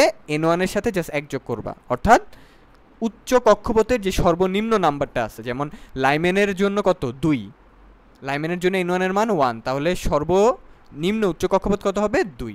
বামারের জন্য n1 এর মান 1, তাহলে n2 কত হবে? 2, 3। বামারের জন্য n1 এর মান 2, তাহলে n2 কত হবে? 3। ফুন্ডের জন্য n1 এর মান 5, তাহলে n2 এর মান কত হবে? যদি তরঙ্গ সংখ্যা সর্বনিম্ন পেতে চাও, তাহলে n2 এর মান হবে 5 এর সাথে 1 যোগ করো, 6। ওকে, আশা করি আমরা বুঝতে পারছি। তাহলে এই কোশ্চেনটাতে আমাকে বলছে তরঙ্গ সংখ্যা প্যাশ্চেন সিরিজের জন্য সর্বোচ্চ কত হয়। তাহলে চলো বের করি। তাহলে এইটা ইকুয়াল টু আমরা লিখবো 1/λ equal to RH 1/n1 square minus 1/n2 square. তাহলে এখানে বলছিলাম RH-টা তো এখানে দেয়া আছে, তো এটার মান বসানোর দরকার নাই। n1টা তো ফিক্স, কার জন্য বলছে? প্যাশ্চেন সিরিজ, এর জন্য ফিক্স মান। প্যাশ্চেন সিরিজের জন্য কত? 3 স্কোয়ার। আর বলছিলাম তরঙ্গ সংখ্যা ম্যাক্সিমাম পেতে হলে n2 এর মান কত দিতে হবে? ইনফিনিটি। তাহলে n2 এর মান ইনফিনিটি, 1/ইনফিনিটি স্কোয়ার। তাহলে 1/ইনফিনিটির মান কত? 0। তাহলে RH ইন্টু 1/3 স্কোয়ার মানে কত? 9, আর এটা তো 0 বাদ এটা, তাহলে এটার আনসার হবে RH ডিভাইডেড বাই 9। তাহলে এটার আনসার হবে RH ডিভাইডেড বাই 9, এটাই হচ্ছে আমার আনসার। আশা করি বুঝতে পারছি, এটা কিন্তু সিকিউর জন্য ইম্পর্টেন্ট, ঠিক আছে। এটা হচ্ছে তোমাকে শর্টকাটটা শিখে দিলাম। তরঙ্গ সংখ্যা ম্যাক্সিমাম চাইলেই n2 এর মান ইনফিনিটি ধরবা, তরঙ্গ সংখ্যা সর্বনিম্ন চাইলেই n2 এর মানটা n1 থেকে এক বেশি ধরবা, শেষ। পরবর্তী কোশ্চেনটা এটাই বলছে যে বামার সিরিজের সর্বনিম্ন, তাহলে আমরা লিখি যে তরঙ্গ সংখ্যা মিনিমাম, তাহলে এটা হচ্ছে 1/λ equal to RH 1/n1 square minus 1/n2 square. তাহলে RH বসাবো, কারণ এখানে আনসারটা বের করতে বলে নাই, জাস্ট RH লেখা। আর 1/n1 স্কোয়ারে বামারের জন্য কত 2, তাহলে 2 স্কোয়ার মাইনাস, আর সর্বনিম্ন বলছে না, তাহলে n2 এর মান কি হবে, এক বেশি হবে, তাহলে 3 স্কোয়ার। তাহলে এখানে যেটা আসবে RH, ক্যালকুলেশন করো, ক্যালকুলেশন করলে তুমি এখানে পাবা যে 5/36, তার মানে এটাকে লিখতে পারি 5RH ডিভাইডেড বাই 36। তাহলে এটার আনসার কত হবে, 2 নম্বরটা 5RH ডিভাইডেড বাই 36। ওকে, আশা করি আমরা বুঝতে পারছি। এগুলো যে তোমাদের কত কাজে লাগবে এটা আসলে ম্যাথ করতে করতে বুঝতে পারবা যে কতটা বেশি ইম্পর্টেন্ট। পরবর্তী কোশ্চেনটা, জাল টাকা শনাক্ত করার জন্য কি ইউজ করা হয়? সবাই জানি আমরা ইউভি, তাই না? জাল টাকা শনাক্ত করার জন্য কি ইউজ করি আমরা? ইউভি। জাল টাকা শনাক্তকরণের ক্ষেত্রে আলোক তরঙ্গ দৈর্ঘ্য কত হবে? তো এটা ইউভি হবে, তাই না? ইউভি। তাহলে এটার আনসারটা কি হবে বলো? এটা যেহেতু ইউভি হবে, তাহলে ইউভি এর তোমার হচ্ছে রেঞ্জ কত, ইউভি এর রেঞ্জটা কত, এটা তোমাকে আগে থেকে জানা লাগবে। রে আলট্রাভায়োলেট। তো এখন আমরা জানি ইউভি এর পরে যে পার্টটা ছিল এটা কার ছিল? দৃশ্যমান। তো দৃশ্যমানটা কত ছিল? 380 থেকে 780 ন্যানোমিটার। তাহলে 380 থেকে শুরু ছিল দৃশ্যমানটা, তার আগে ছিল ইউভি, তার মানে ইউভি এরটা 380 পর্যন্ত শেষ হয়ে যাবে। তাহলে শুরু কত থেকে হবে? শুরু হবে 10 থেকে শুরু। তাহলে 10 থেকে 380 ন্যানোমিটার, এটাই হচ্ছে কি ইউভি এর রেঞ্জ। তাহলে এটা একটু মনে রাখো, 10 থেকে 380। ওকে, পরবর্তী কোশ্চেন, যে ক্যান্সার চিকিৎসা ব্যবহৃত কোনটি হয়? তো এটা হচ্ছে রেডন, মাথায় রেখো, ক্যান্সার চিকিৎসা ব্যবহৃত হয় রেডন। কোন রশ্মি মানব শরীর থেকে নির্গত হয়? সেটা হচ্ছে মিডল ইনফ্রারেড রে। এগুলো হচ্ছে জ্ঞানমূলক কোশ্চেন, এগুলো একটু মাথায় রাখা লাগবে।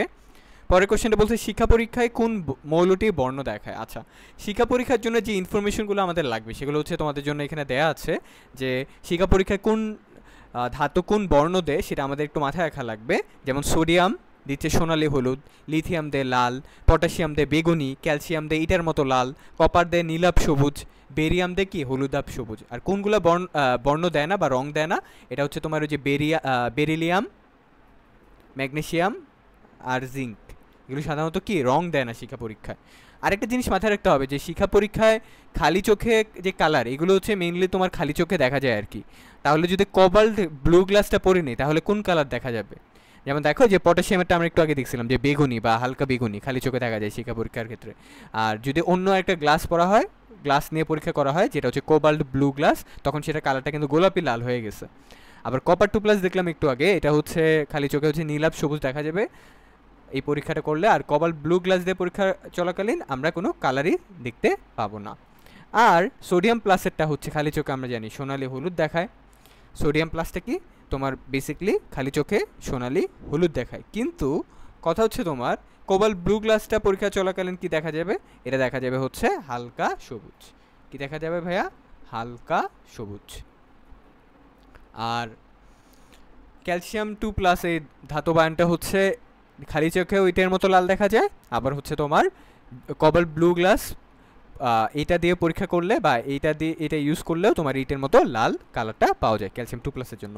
তাহলে এইগুলো একটু মাথায় রেখেছে, সোডিয়াম সোনালি হলুদ, লিথিয়াম লাল, পটাশিয়াম বেগুনি, ক্যালসিয়াম ইটের মতো লাল, কপার হচ্ছে নীল সবুজ, আর বেরিয়াম হলুদাভ সবুজ। আর বর্ণ দেয় না বেরিলিয়াম, ম্যাগনেসিয়াম, জিঙ্ক। আর ধাতব আয়ন এই চারটাই জাস্ট মনে রাখলেই হবে। তোমার হচ্ছে কোবাল্ট ব্লু গ্লাসের জন্য কোন কালার দেখায়? পটাশিয়াম প্লাসটা দেখায় গোলাপি লাল, কপার 2+টা কোনো স্পেশাল কালার নাই, সোডিয়াম প্লাসটা হালকা সবুজ, আর ক্যালসিয়াম 2+টা কি ইটের মতো লাল। আশা করি এগুলো মনে থাকবে। তাহলে কোশ্চেনটা আমাদের কি ছিল যেখানে ছিলাম? শিক্ষা পরীক্ষায় কোন মৌলটি বর্ণ দেখায়? বেরিলিয়াম তো দেখায় না, আমরা দেখছিলাম। পটাশিয়াম দেখায়, পটাশিয়ামের কালারটা কি বেগুনি। ম্যাগনেসিয়াম দেখায় না, জিঙ্কও দেখায় না। একটি লবণ শিক্ষা পরীক্ষা ইটের মতো লাল, ক্যালসিয়াম 2+টা কি ইটের মতো লাল আর কি, ইট লাল।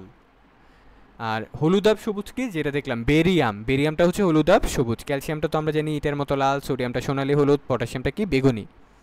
কোনটি শিক্ষা পরীক্ষা দেয় না? তাহলে সোডিয়াম তো দেয়, পটাশিয়াম দেয়, ক্যালসিয়াম দেয়, বেরিলিয়াম দেয় না, এটাই অ্যান্সার। শিক্ষা পরীক্ষা ইটেনে লালচে, এটা তো আমরা জানি যে ইটেনে হচ্ছে একটাই, যেটা হচ্ছে ক্যালসিয়াম, তাহলে সেটাই হবে আমার আনসার। বেগুনি বর্ণ দেখা পটাশিয়াম প্লাস, আমরা একটু আগে দেখলাম। শিক্ষা পরীক্ষা মৌলের আয়ন সংযুক্তের নীলাভ সবুজ, নীলাভ সবুজ কি কপার 2+, কই কপার, এই যে কপার। সোনালী হলুদ সোডিয়াম, সোনালী। পটাশিয়াম প্লাসের কি বেগুনি কালার। কবাল্ট কাচের মধ্যে ক্রিমসন লাল দেখা যায় কোনটা? ঠিক আছে, কবাল্ট কাচের মধ্যে ক্রিমসন লাল দেখা যায় কোনটা, মানে ক্রিমসন লালটা কি বলতো? ক্রিমসন লাল বলতে হচ্ছে একদম টকটকে লাল, একদম কি ভাইয়া টকটকে লাল। তো একদম টকটকে লাল যেটা বেসিক্যালি হচ্ছে তুমি বলতে পারো, এখানে আমরা যদি দেখি যে একদম হচ্ছে টকটকে লাল, এটা হচ্ছে বেসিক্যালি হবে কি পটাশিয়াম প্লাস। যদিও পটাশিয়াম প্লাসে আমরা কি লিখছিলাম গোলাপি লাল না, তো এই গোলাপি লালটাই তো একদম ক্রিমসন লাল, একদম টকটকে লাল, রাইট? তো এখন এটার আনসার কি হবে? Potassium plus. এটা কি হবে? Potassium plus. আর খালি চোখে বেগুনি। কোনটি শিক্ষা পরীক্ষায় বর্ণনা দেয়, বর্ণ দেয় না মানে কালার দেয় না আর কি, এটা হচ্ছে ম্যাগনেসিয়াম। বর্ণনা না, বেসিক্যালি বর্ণ হবে, বর্ণ দেয় না মানে রং দেয় না। ওকে, তাহলে শিক্ষা পরীক্ষা নিয়ে আমরা মোটামুটি অনেকগুলো এমসিকিউ দেখলাম। পরবর্তী এমসিকিউর টপিকটা হচ্ছে দ্রাব্যতা। এই যে দ্রাব্যতার এমসিকিউগুলো খুব ইজি। আর দ্রাব্যতার এমসিকিউর জন্য আমরা জাস্ট আমাদের যে গতানুগতিক সূত্র সলিউবিলিটি বা এস এর সূত্রটা পড়বো। এস ইকুয়াল টু কি এম বাই বড় হাতের এম মাইনাস ছোট হাতের এম ইন্টু 100। ছোট হাতের এমটা কি দ্রব, বড় হাতের এমটা কি দ্রবণ। তাহলে একবার চলো এটা দিয়ে আমরা সলভ করি। তাহলে 150 গ্রাম সম্পৃক্ত দ্রবণ, তাহলে এটা হবে এম এর মান। 50 গ্রাম দ্রব আছে, তাহলে এটা হবে এম এর মান। তাহলে আমার দ্রাব্যতা বের করতে বলছে, খুব সহজ। এস ইকুয়াল টু উপরে কি, উপরে দ্রব, দ্রবর মান কত 50, নিচে কি, নিচে হচ্ছে এম বলতে বুঝাচ্ছি আমরা এখানে, এম বলতে বুঝাচ্ছি কি বড়তের এম বলতে বুঝাচ্ছি এখানে বেসিক্যালি ভাইয়া তোমার দ্রবণ। তাহলে এখানে দ্রবণ কত দেয়া আছে 150, কত দেয়া আছে যে উপরে লিখে দিছি 150, আর নিচে দ্রব কত 50 ইন্টু 100। তাহলে এটা ক্যালকুলেশন করো ক্যালকুলেটারে, তাহলে দেখো কত আসে। এটা আসবে হচ্ছে তোমার 50। কত আসবে ভাইয়া? এটা আসবে 50। ওকে, পরের কোশ্চেনটাতে যাই। 50 ডিগ্রি সেলসিয়াস তাপমাত্রায় পটাশিয়াম নাইট্রেটের 100 গ্রাম সম্পৃক্ত দ্রবণ, তাহলে এটা এম এর মান, বড় হাতের এম। আর এর মধ্যে 50 গ্রাম অবশেষ পাওয়া যায়, তাহলে এটা দ্রব অর্থাৎ ছোট হাতের এম এর মান। তাহলে ওই তাপমাত্রায় দ্রাব্যতা কত, এস এর মান বের করতে বলছে। আমরা জানি এস ইকুয়াল টু কি ছোট হাতের এম ডিভাইডেড বাই ছোট হাতের এম ডিভাইডেড বাই নিচে বড় হাতের এম, নিচে হচ্ছে বড় হাতের এম মাইনাস এম ইন্টু কত 100।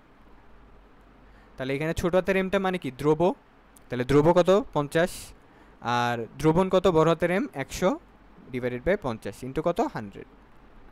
তাহলে এইটা ক্যালকুলেশন করলে দেখবা এটার আনসার আসবে কত 100। খুব সহজ, এটা এমনি মুখে মুখেই করা যায়।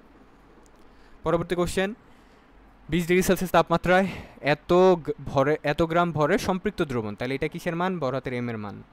আর এত দ্রব আছে, তাহলে এটা ছোট হাতের এম, তাহলে বের করতে বলছে দ্রাব্যতা কত। তাহলে আমরা এস ইকুয়াল টু উপরে কি দ্রব ছিল, দ্রবর মান কত 10.2, নিচে কি ছিল দ্রবণ মাইনাস দ্রব, তাহলে 20.2 মাইনাস 10.2 ইন্টু কত 100।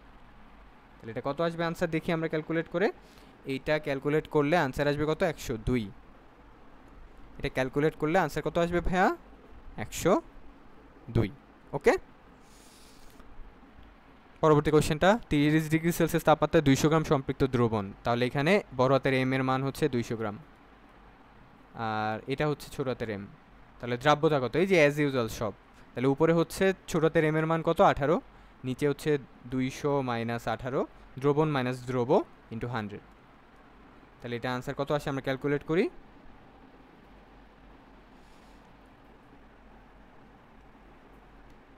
এটা ক্যালকুলেট করলে আমরা পাবো 9.89। 9.89, এখানে 9.89 কোথায় আছে? 9.89 নাই বা কাছাকাছি আছে 9.5, তাহলে এটাই হবে আনসার। 25 ডিগ্রি সেলসিয়াস তাপমাত্রায় সম্পৃক্ত দ্রবণ, এটা এম এর মান, এটা ছোট হাতের এম। তো এমসিকিউতে এই টাইপের গুলোই আসে ঘুরে ফিরে। তাহলে এখানে হচ্ছে উপরে ছোট মান বসবে যেটা দ্রব এর মান 50 গ্রাম, নিচে হচ্ছে দ্রবণ মাইনাস দ্রব ইন্টু 100। তো এটা হচ্ছে 100 না, বেসিক্যালি এটা হচ্ছে কততে আছে, এটা হচ্ছে 150। তাহলে ক্যালকুলেশন করো, দেখো এটা কত আসে। তাহলে এটা আসবে 50, তাই না? এটা আসবে কত, 50। তারপর কোশ্চেনটা দেখি আমরা।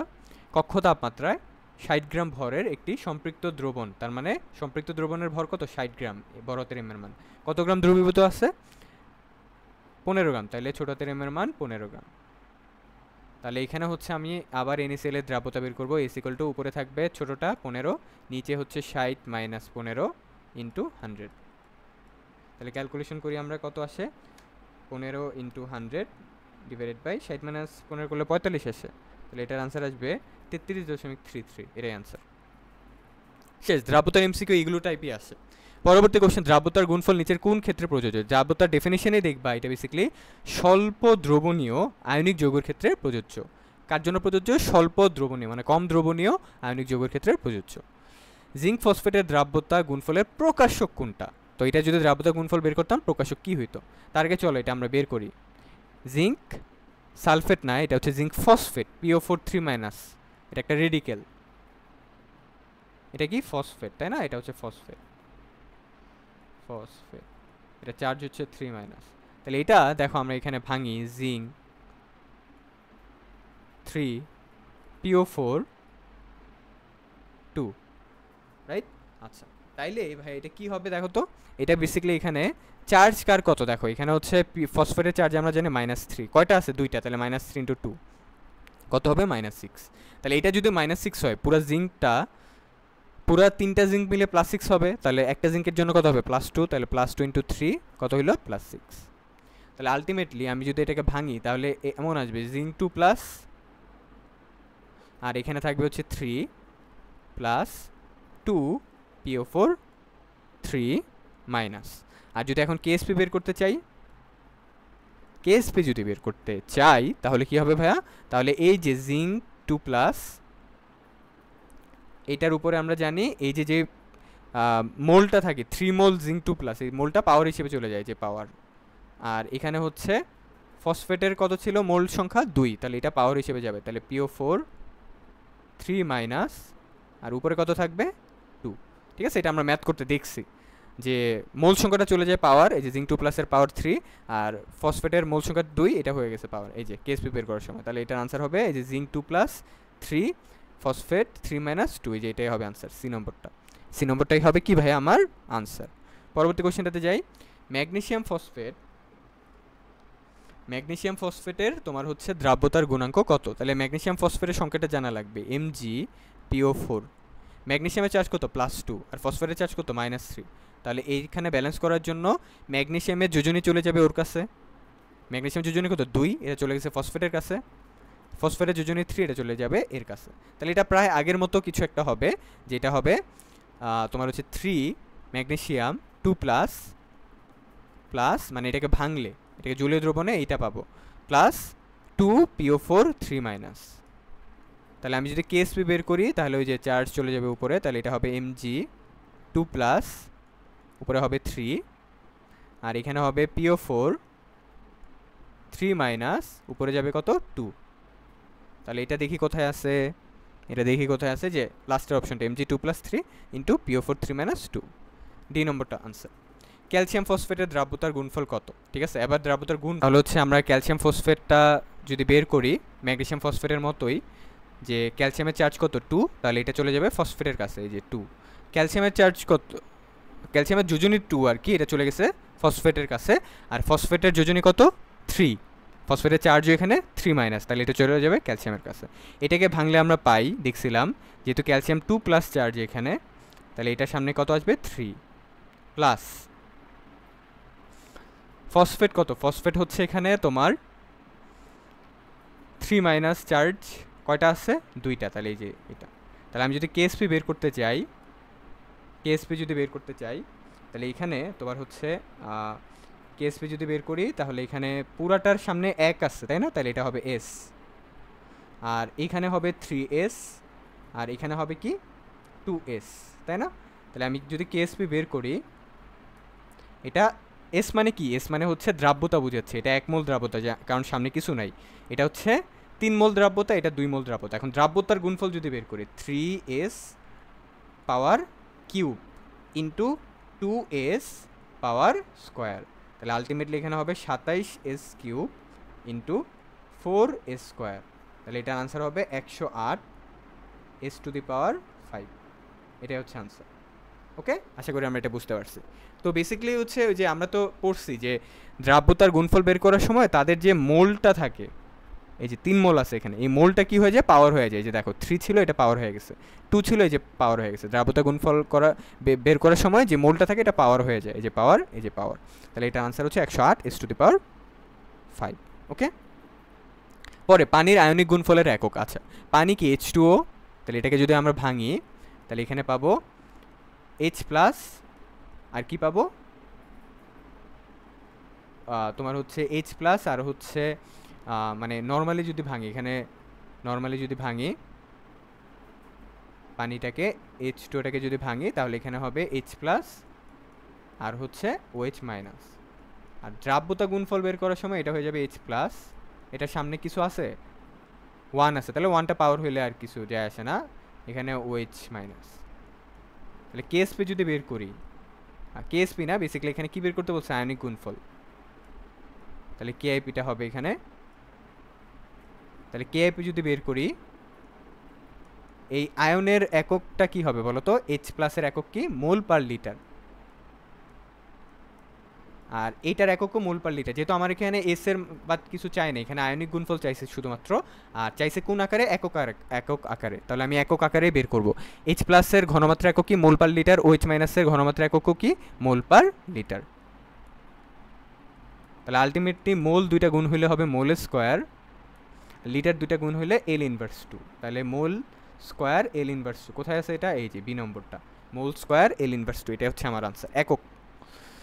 এরপরের কোশ্চেনটা, সিলভার ক্লোরাইডের দ্রাব্যতার প্রতি লিটার জলীয় দ্রবণে 0.00015 গ্রাম হলে দ্রাব্যতার গুণফল কত? ঠিক আছে, দ্রাব্যতার গুণফল বের করতে বলছে, কিন্তু এখানে এককটা কিসে দেওয়া আছে, গ্রাম পার লিটার। দেখো প্রতি লিটার না, তার মানে এখানে আয়তন হচ্ছে 1 লিটার, আর এখানে হচ্ছে ডাব্লিউটা কত, 0.00015 গ্রাম।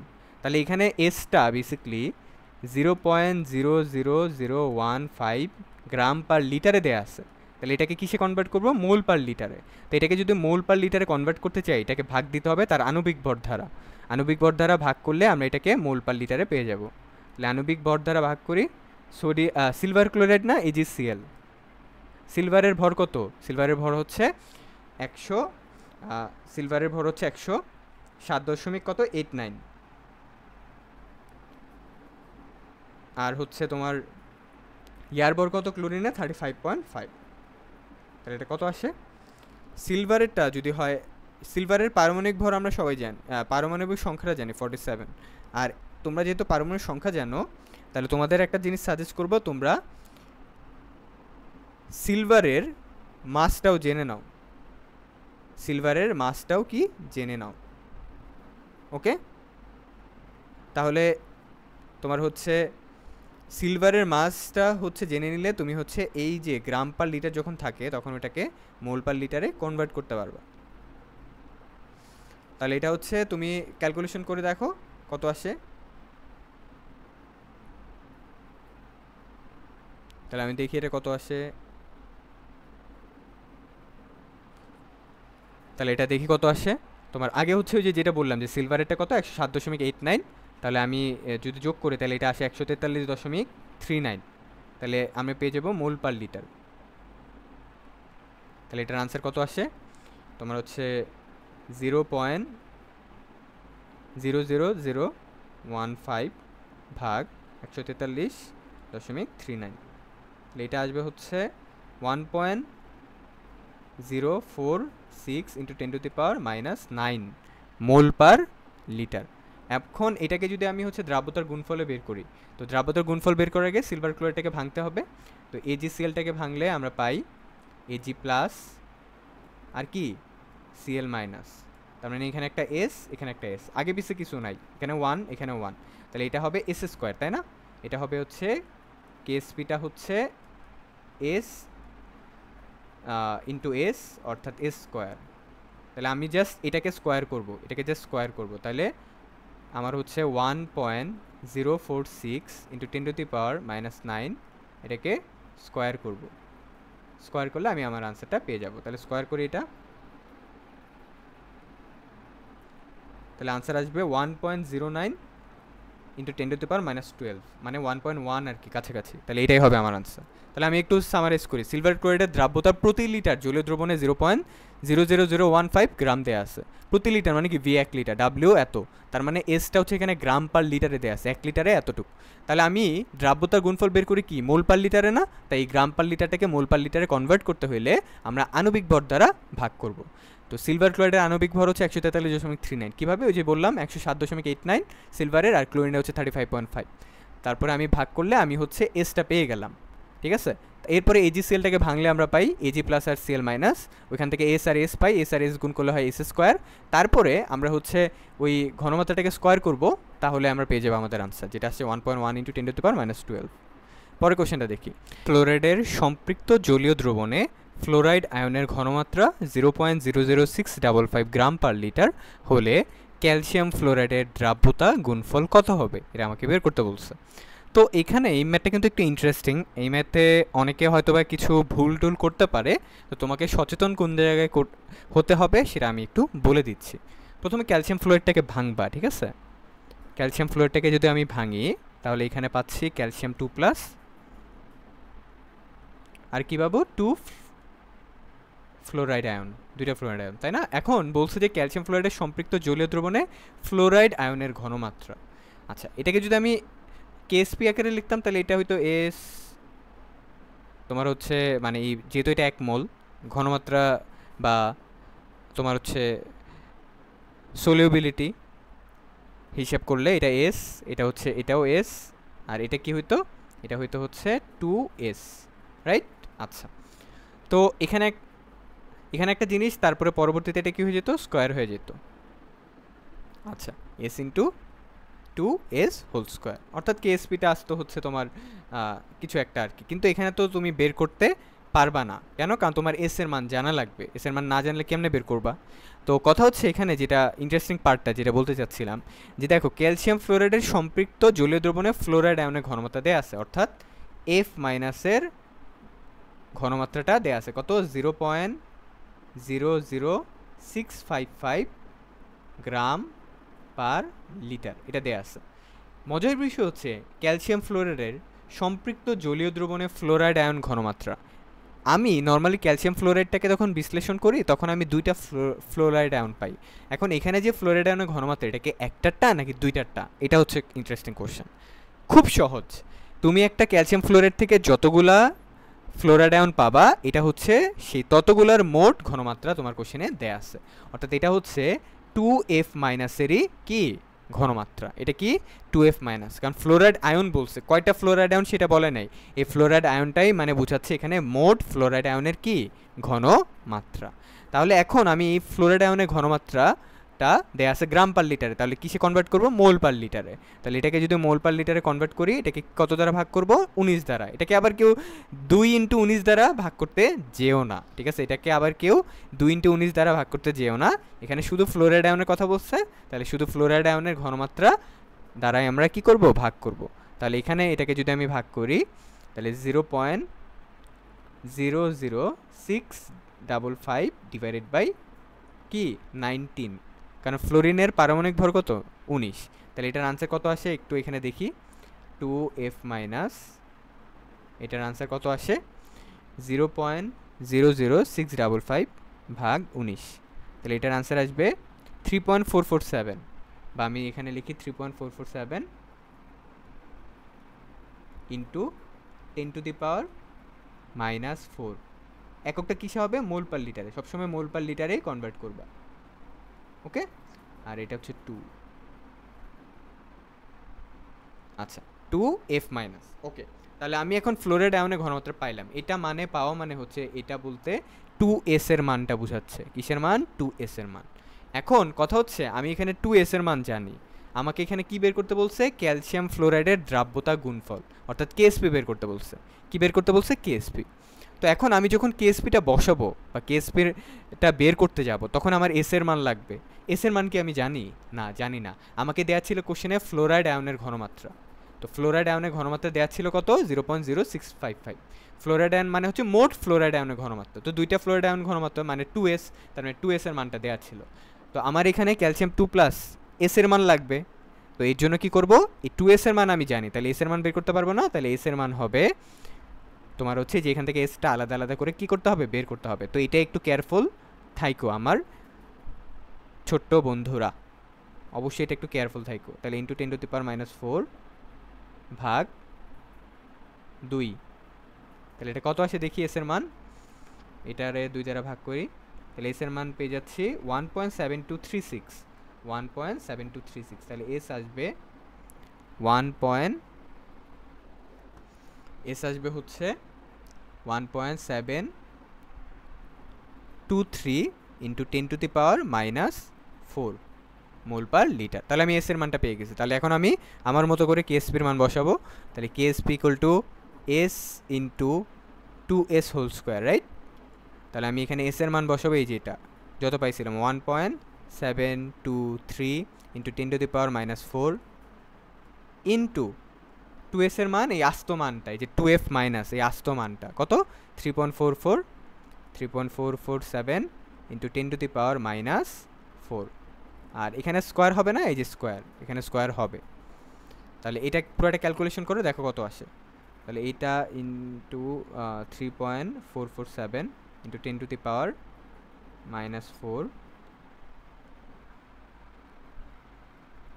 স্কোয়ার, তাহলে এটা আনসার আসবে 2.048 ইন্টু 10⁻⁻11। তাহলে এটা কোথাও আছে, হ্যাঁ আছে, ডি নম্বর। তাহলে ডি নম্বরটাই হচ্ছে আমার আনসার। তো এটাকে একটু সামারাইজ করা যাক। ক্যালসিয়াম ফ্লোরাইডের দ্রাব্যতার গুণফল বের করতে হবে, কিন্তু এখানে দ্রাব্যতার গুণফল বের করতে হলে দ্রাব্যতা লাগবে, কিন্তু এখানে দেয়া আছে দ্রাব্যতা হচ্ছে ফ্লোরাইড আয়ন। তো ফ্লোরাইড আয়ন মানে হচ্ছে এটা কত, এটা কি f মাইনাসের মান নাকি 2f মাইনাসের মান? তো বেসিক্যালি তুমি আগে ক্যালসিয়াম ফ্লোরাইডটাকে ভাঙবা, ভেঙে ভাঙার পরে দেখবে 2f মাইনাস আছে, তার মানে বুঝবে এই 2f মাইনাসটাই হচ্ছে পুরা ঘনমাত্রাটাকে বুঝাচ্ছে, যেটা কোশ্চেনে দেয়া আছে। এখন এটা গ্রাম পার লিটার, এটাকে কিসে নিতে হবে, মোল পার লিটারে। তাহলে আমি আণবিক ভর দ্বারা আণবিক ভর বা পারমাণবিক ভর দ্বারা ভাগ করবো, কিন্তু এখানে তো শুধু ফ্লোরিনের কথা বলছে বা ফ্লোরাইডের কথা বলছে, তাহলে ফ্লোরিনের পারমাণবিক ভর দ্বারা ভাগ করব। তো ফ্লোরিনের পারমাণবিক ভর কত, 19, তাহলে 19 দ্বারা ভাগ করলাম, তাহলে পাইলাম 2f মাইনাস টোটাল ফ্লোরাইড আয়নের ঘনমাত্রা 3.447 ইন্টু 10⁻⁻4 মোল পার লিটার। এটা মানে 2f মাইনাস অর্থাৎ 2s এর মান। 2s এর মান কেমনে বুঝলাম, আমরা যখন ক্যালসিয়াম ফ্লোরাইডটাকে ভাঙলাম, ক্যালসিয়াম ফ্লোরাইড আছে 1 মোল, ক্যালসিয়াম 2+ হচ্ছে 1 মোল, এর জন্য s, আর ফ্লোরাইড আয়ন হচ্ছে 2 মোল, তাহলে 2s, তাহলে টোটালটা হবে 2s হোল স্কোয়ার। তাহলে এই যে 2s এর মানটা পাইলাম। এখন আমি যখন দ্রাব্যতার গুণফল বের করতে যাব তখন আমার s এর মানও লাগবে, যেটা ক্যালসিয়াম 2+ এর জন্য এসটা বের করার জন্য 2s এর মান এত জানি, s এর মান 2 দ্বারা ভাগ করব, তাহলে পেয়ে গেলাম। তারপর আমি KSP equal to s into 2s whole square, s এর মানটা আমি বসাইলাম, 2s এর আস্ত মানটা 3.44 এটাও বসাইলাম, তারপরে আমার আনসারটা পেয়ে গেলাম। এটাই হচ্ছে আমার ম্যাথ।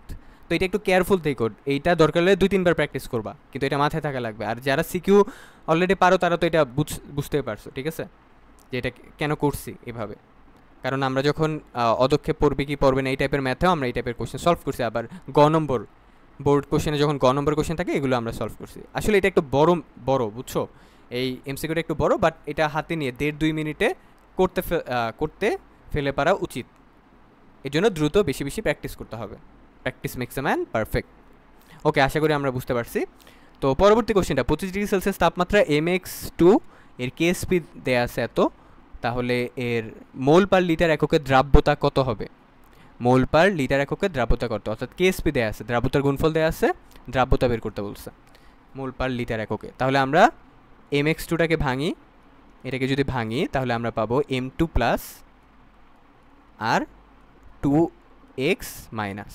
এটা কেমনে বুঝলাম, দেখো এখানে x এর চার্জ -1, তাহলে দুইটার জন্য কি হবে -1 ইন্টু 2, আর তাহলে m কত হবে, অটোমেটিক্যালি +2, তাই এটা অনুমান করে আমি m2+ আর এখানে 2x মাইনাস লিখছি। তাহলে এটা যদি s হয় তাহলে এটাও s হবে, আর এটা হবে 2s। তাহলে আমার কেএসপির জন্য হবে KSP equal to S into 2s whole square. তাহলে এটা আলটিমেটলি কত হইলো, এটা আসবে হচ্ছে 4s কিউব। তাহলে আমার কেএসপির মান দেওয়া আছে কত, 7.4 ইন্টু 10⁻11। তাহলে এস এর মান কত হবে, সুতরাং এস ইকুয়াল টু হবে √4 সরি এখানে হচ্ছে 4টা ভাগ হবে, ডিরেক্ট করতে গেছিলাম, এখানে হচ্ছে আনসারটার সাথে 4 ভাগ হবে। তাহলে এই যে 7.4 ইন্টু 10⁻11, তারপরে এই 4টা সাইড চেঞ্জ করলে ভাগ হয়ে যায় যে 4, আর এখানে হবে কিউব রুট। তাহলে যেটা আসবে ওটা হচ্ছে আমার আনসার। দেখি আমাদের আনসার কত আসে, কিউব রুট উপরে 7.4 ইন্টু 10⁻11 আর নিচে কত 4। তাহলে এটার আনসার আছে 2.664 ইন্টু 10⁻4। এটার আনসার করে দেখবা আসবে 2.6 ইন্টু 10⁻4। তাহলে দেখি এটা কোথায় আছে, এই যে এটা 2.6 ইন্টু 10⁻4, এটা আনসার। পরবর্তী কোশ্চেনটা, অ্যালুমিনিয়াম ফ্লোরাইডের দ্রাব্যতা দেওয়া আছে এত, দ্রাব্যতার গুণফল বের করতে হবে। তাহলে ঝটপট বের করে ফেলি। অ্যালুমিনিয়াম ফ্লোরাইডটাকে ভাঙলে আমরা পাই অ্যালুমিনিয়াম 3+, আর পাবো কি 3F-। তাহলে এখানে S, এটা হচ্ছে 3S। তাহলে আলটিমেটলি আমার হচ্ছে দ্রাব্যতার গুণফল বের করতে হবে, তাই না? তাহলে অ্যালুমিনিয়াম ফ্লোরাইডের দ্রাব্যতা S দেওয়া আছে আর কি। তাহলে এটা S ইন্টু 3S আর উপরে কিউব হয়ে যাবে, চার্জটা তোমার হচ্ছে মোল সংখ্যাটা উপরে পাওয়ার হয়ে যাবে। তাহলে এটা হবে 27s⁴। তাহলে এটা হবে 27, এস এর মান কত 0.0002, তারপরে এটা ⁴। এখানে তো তোমার মোল পার লিটার আছে, তাহলে ওইটা নিয়ে কাজ করবো। গ্রাম পার লিটার থাকলে ওটাকে মোল পার লিটারে কনভার্ট করতাম। তাহলে 27 ইন্টু 0.0002 আর এটার পাওয়ার কত 4, তাহলে 4.32 ইন্টু 10⁻14, 4.32 ইন্টু 10⁻14, তাহলে 4.3 ইন্টু 10⁻14, এটা আনসার। এ বি হচ্ছে A + B, তাহলে এর আয়নিক গুণফল কত হবে, আয়নিক গুণফল KIP বের করতে বলছে। তাহলে এটা হবে KIP equal to A plus into B, ঠিক আছে। আর এটার সামনে যেহেতু 1 আছে, তাহলে 1টা পাওয়ার হবে, এখানে 1টা পাওয়ার হবে, তো পাওয়ার আর কি দাম নাই, তাহলে এটাই হবে আনসার। 1-এর পাওয়ার তো দাম নাই। XY যৌগের দ্রাব্যতার ক্ষেত্রে কোনটা সঠিক, XY। তাহলে XY এর চার্জ তো জানি না, তো ধরে নিলাম X এর চার্জ +1, ধরে নিলাম Y এর চার্জ কি -1। তো এটার সামনে 1 আছে, এটার সামনে 1 আছে, তাহলে S আর S। তাহলে এখানে KSPটা কি হবে, KSPটা হবে হচ্ছে এখানে তোমার S ইন্টু S স্কোয়ার আর কি। KSPটা হবে S ইন্টু S অর্থাৎ S²। তো দ্রাব্যতার ক্ষেত্রে কোনটা সঠিক এটা জানতে চাইছে। তাহলে KSP যদি হয় S², তাহলে S কি হবে √KSP। তাহলে দেখি S = √KSP আছে কিনা, এই যে এটা S = √KSP, এটা आंसर। AX2 এর দ্রাব্যতা S হলে দ্রাব্যতার গুণফল কত, তাহলে AX2টাকে আমি ভাঙি, তাহলে এটাকে ভাঙলে আমি বুঝতে পারতেছি এর চার্জ হবে +2 আর x এর চার্জ হবে -1, তাহলে 2x1। তাহলে এখানে এটা যদি S হয় আর এটা হবে তাহলে 2s, তাহলে KSP এটা হবে হচ্ছে S into 2s whole square. তাহলে আলটিমেটলি এটা হবে 4s³। তাহলে 4s³ কোথাও আছে, এটা 4s³ হবে, প্রিন্টিং মিস্টেক। তাহলে এটাই হবে আনসার, ঠিক আছে, এটা হবে আমার ভাইয়া আনসার 4s³। পরবর্তী কোশ্চেন, x2 আর y3 লবণের দ্রাব্যতার গুণফলের একক চাইছে। তো একক জানতে হলে এসটা জানা লাগবে। এস এর একক কি, মোল পার লিটার। তাহলে এটা করে দেখি কত আসে, x2 y3, তাই না? তাহলে এটা হচ্ছে তোমার x2 এর যোজনী চলে গেছে এর কাছে, এর যোজনী গেছে এর কাছে, মানে x এর যোজনী 3 চলে গেছে ওর কাছে, y এর যোজনী 2 চলে গেছে এখানে। বোঝাও যাচ্ছে যে x এর চার্জ হবে +3, +3 ইন্টু 2 যোগ করলে গুণ করলে কত হয় +6, আর y এর যোজনী y এর চার্জ হবে কত -2, তাহলে -2 আর 3 গুণ করলে কত হয় -6। তাহলে আমি বুঝতে পারতেছি x এর চার্জ হবে 3+, আর সামনে হবে 2 প্লাস, এটা চার্জ হবে 2 - সামনে হবে 3। তাহলে আমি যদি KSPটা বের করতে যাই, তাহলে এইটার ক্ষেত্রে হবে 2s আর উপরে কি হবে স্কোয়ার। স্কোয়ার কেন, কারণ এই যে সামনে 2 আছে, 2টা পাওয়ার হয়ে গেছে, প্লাস 3s পাওয়ার কত কিউব, কারণ এখানে 3 আছে, 3টা পরবর্তীতে পাওয়ার হয়ে গেল এই যে কিউব। তাহলে এখানে তোমার হচ্ছে এটা হচ্ছে প্লাস হবে না, এটা গুণ হবে, এখানে হচ্ছে গুণ হবে পরবর্তীতে যখন দ্রাব্যতা গুণফল বের করতে যাই। তাহলে এখানে 4 square into 27 S to the power 3 বা এস কিউব, তাহলে এটা হবে 108 এস টু দি পাওয়ার 5। তাহলে দেখো এখানে এস যদি হয় মোল পার লিটার, তাহলে এস টু দি পাওয়ার 5 কী হবে 108 S to the power 5। S 3 আর এস 2 যদি আমরা পাওয়ার গুণ করি, এস স্কোয়ার আর এস কিউব যদি পাওয়ার গুণ করি, এখানে হচ্ছে পাওয়ার দুইটা কী হবে যোগ হয়ে যাবে, তাহলে পাওয়ার যোগ হলে 2 আর 3 যোগ হলে 5 এস টু দি পাওয়ার 5। তাহলে এইটার এককটা কী হবে mole to the power 5 L two the power -5। তাহলে এটা কোথায় আছে মোল to the power 5 L two the power -5, এই যে এটা মোল to the power 5 L two the power -5, এটা আনসার। পরবর্তী কোশ্চেনটা বলছে কি সিলভার ক্রোমেট, এটার হচ্ছে দ্রাব্যতা এস হলে দ্রাব্যতার গুণফল কত। তাহলে দ্রাব্যতার গুণফল বের করতে হবে এটার। তাহলে আমি এজি 2 সিআর ও 4, তাহলে এটার চার্জ কেমন, এই দেখো এই পুরা ক্রোমেট এটার চার্জ হচ্ছে -2, ঠিক আছে। আর এটার চার্জ তাহলে +1 হবে, আর দুইটার জন্য +2, তাহলে যে +2 থেকে -2 বাদ দিলে 0। তাহলে এখানে হবে 2 AG প্লাস, যেহেতু সিলভার চার্জ প্লাস, আর প্লাস হবে CrO4 2 মাইনাস। তাহলে এটা যদি হয় 2s, এটা হবে কি s।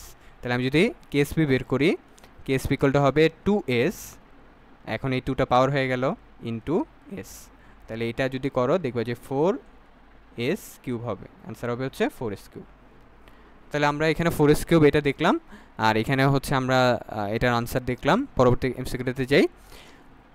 এটা হচ্ছে কে এ টু বি থ্রি যোগের দ্রাব্যতা দেওয়া আছে, কেএসপি এর মধ্যে সম্পর্ক কি। তাহলে এ টু বি থ্রি কিছুটা এই যে এক্স টু ওয়াই থ্রি এর মতো না। তাহলে এক্স টু ওয়াই থ্রিতে আমরা দেখছিলাম কত পাইছিলাম 108 এস টু দি পাওয়ার 5, তাহলে এ টু বি থ্রি হবে কি 108 এস টু দি পাওয়ার 5, ঠিক আছে। তারপরে এ বি টু যোগের দ্রাব্যতার গুণফল দেওয়া আছে, দ্রাব্যতা বের করতে হবে। তাহলে আমার হচ্ছে আগে এ বি টুটাকে সলভ করতে হবে। এ বি টুটাকে যদি আমি সলভ করি, তাহলে এখানে হচ্ছে A two plus plus 2b minus, এটা হবে, তুমি ক্যালকুলেশন করে দেখো, এটা +2 আর এটা -1/2। তাহলে এটা হচ্ছে যদি s ধরি, এটা হবে 2s, তাহলে আলটিমেটলি কেএসপি হবে s ইন্টু 2s, তারপরে পাওয়ার হবে এই মূল সংখ্যাটা পাওয়ার, তাহলে এটা আসবে হচ্ছে 4s কিউব। তাহলে 4s কিউব কেএসপির মান দেওয়া আছে তাই না, 1.7 ইন্টু 10 টু দি পাওয়ার -12। তাহলে আমি যদি এসটা বের করতে চাই, এস হবে তোমার হচ্ছে 1.7 ইন্টু 10 টু দি -12 এর সাথে 4 ভাগ হবে, এরপরে কিউব রুট হবে। তাহলে 1.7 into 10 to the power -12 divided by 4, আর এখানে হচ্ছে কিউব রুট। তাহলে এখানে দেখি কত আসে answer, 1.7 into 10 to the power -12, আর নিচে কত, নিচে হচ্ছে 4। তাহলে এটা হচ্ছে 7.51 ইন্টু 10 টু দি পাওয়ার -5, 7.52 লিখি, যেহেতু এখানে এটা দেওয়া আছে 10 টু দি পাওয়ার -5। তাহলে এটাই আনসার হবে মোল পার লিটার, ঠিক আছে। পরবর্তী কোশ্চেন, PbCl2 এর দ্রাব্যতার গুণফল এত হলে Pb2 প্লাসের ঘনমাত্রা কত, এটা বের করতে হবে। তাহলে চলো এটা বের করি আমরা।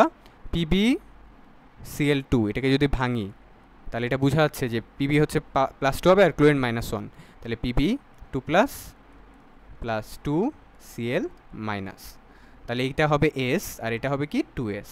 তাহলে আমার বের করতে বলছে Pb2 প্লাসের ঘনমাত্রা, তাহলে Pb2 প্লাসের ঘনমাত্রা মানে কি, এই যে এসটার মান বের করতে বলছে, এই এসটা। তাহলে এটা আমরা কেমনে বের করবো দেখো, এটা এই এসটা বের করতে হবে। তাহলে এই এসটা বের করে কিন্তু খুব একটা কঠিন না, খুব ইজি। তাহলে আমি এস বের করব, তাহলে এখানে PbCl2 দ্রাব্যতা গুণফল দেওয়া আছে, অর্থাৎ KSP ইকুয়াল টু এই S into 2S whole square. তাহলে আমি এখানে পাবো 4s কিউব, আর কেএসপির মান দেওয়া আছে 1.6 ইন্টু 10 টু দি পাওয়ার -5। তাহলে সুতরাং এস যেটা বের হবে ওইটাই তো Pb2 প্লাসের মান, আর ওটা মোল পার লিটারে, ঠিক আছে। কারণ আমরা দ্রাব্যতার গুণফল, যে দ্রাব্যতার গুণফলের কোনো একক নাই মানেই তার এককটা হচ্ছে মোল পার লিটার টাইপ আছে, ঠিক আছে, তার এককটা কোন টাইপ আছে, মোল পার লিটার টাইপ আছে এককটা। মোল স্কোয়ার এল ইনভার্স 2 হইতে পারে, মোল কিউব এল ইনভার্স 3 হইতে পারে, বাট মোল পার লিটার এই এককেই আছে। হয়তো বা পাওয়ারটা তোমার হচ্ছে স্কোয়ার বা হচ্ছে কিউব এমন হবে, কিন্তু মোল পার লিটারেই আছে, তাহলে আনসার তোমার মোল পার লিটারে আসবে। তাহলে আমি যদি এসটা বের করি, 4টা ওই সাইডে চলে যাবে, 4টা সাইডে যে ভাগ হবে, তাহলে 1.6 × 10⁻⁵ ডিভাইডেড বাই 4, আর 3 পাওয়ার 3 আছে না, তাহলে এটা কিউব রুট হয়ে যাবে। তাহলে আমরা দেখি এটা কত আসে আনসার, কিউব রুট 1.6 × 10⁻⁵, আর নিচে কত 4, এটার আনসার আছে 0.015। তো এটাকে লেখা যায় 1.5 × 10⁻², কিন্তু এখানে কি কোথাও 1.5 × 10⁻² আছে? এটাকে লেখা যায় 1.5 × 10⁻², কিন্তু এখানে তো কোথাও 1.5 × 10⁻² নাই, কিন্তু কাছাকাছি 1.6 তো আছে, তাহলে এটাই আনসার হবে। ঠিক আছে, যদিও আমার ক্যালকুলেটার আসছিল 0.0158, তার মানে 1.58 × 10⁻², যেটা কাছাকাছি 1.6 × 10⁻²।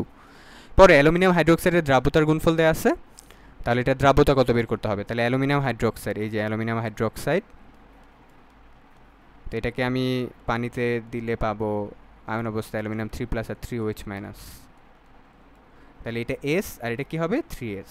তাহলে দ্রাব্যতার গুণফল দেওয়া আছে, দ্রাব্যতা বের করতে হবে, এস বের করতে হবে, তাহলে KSP = S × 3s, পাওয়ার কত হবে কিউব, কারণ এই যে মোল সংখ্যা যেটা হবে ওইটাই তার পাওয়ার, তাহলে এটা হবে 27s⁴, আর এখানে KSP এর মান দেওয়া আছে 3.7 × 10⁻⁻15, তাহলে এস এর মান কত হবে, S = 3.7 × 10⁻⁻15, 27টা ভাগ হয়ে যাবে, ভাগ হইল, তারপরে √4, তাহলে এখানে দেখি কত আসে এটা,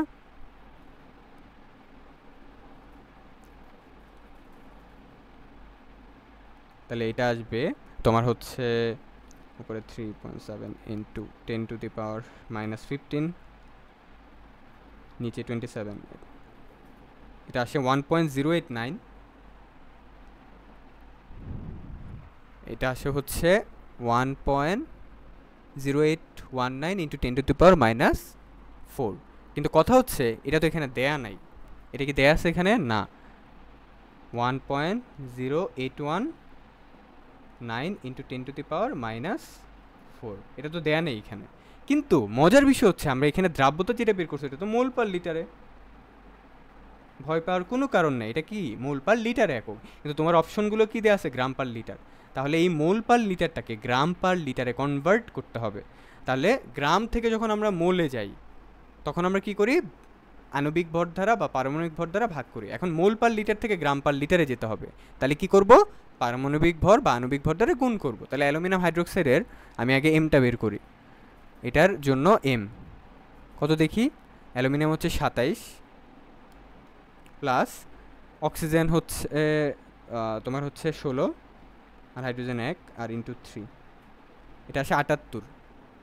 তাহলে আমি কি করব, আমার আনসারটা যেটা এস বের হয়েছে ওই এসটার সাথে 78 গুণ করব, তাহলে আমার এস আসবে, আমার এস কত আসে দেখি, 1.0819 × 10⁻⁻⁴ × 78, তাহলে এটা আসবে 8.44 বা 8.43, ওই 44ই আর কি, × 10⁻⁻³ গ্রাম পার লিটার। তাহলে এটা হচ্ছে আমার আনসার,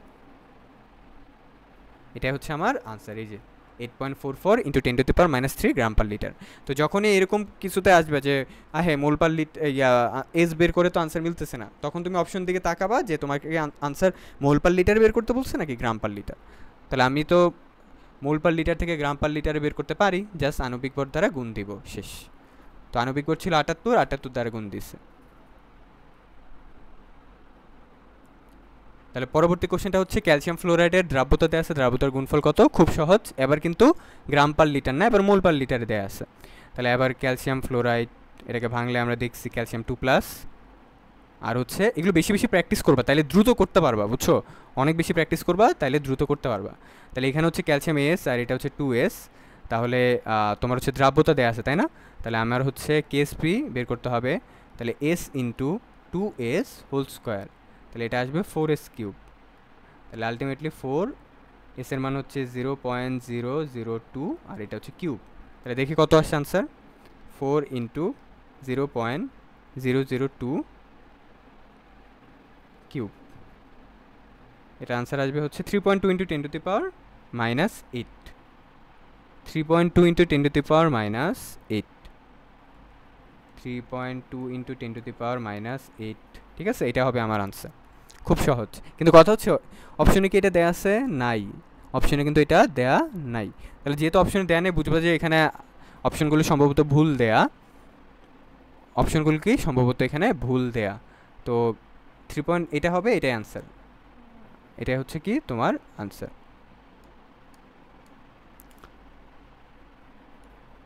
এই হ্যাঁ, আর অথবা অথবা আমার হচ্ছে এখানে তোমার হচ্ছে অপশনে টাইপিং মিস্টেক হতে পারে। এটা ধরো 8 যদি ধরতাম, এটাকে যদি 8 ধরতাম তাহলে এটা আনসার হইতো আর কি।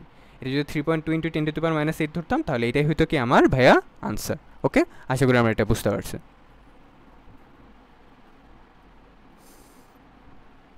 পরবর্তী কোশ্চেনটাতে যাই। ক্যালসিয়াম হাইড্রোক্সাইডের দ্রাব্যতা দেওয়া আছে, কেএসপি বের করতে হবে। সিমিলার মানে আগেরটার মতোই, যে ক্যালসিয়াম হাইড্রোক্সাইড থেকে আমরা পাই ক্যালসিয়াম, এখানে কিন্তু মোলার আছে, মোলার মানেই কিন্তু মোল পার লিটার, ঠিক আছে একই।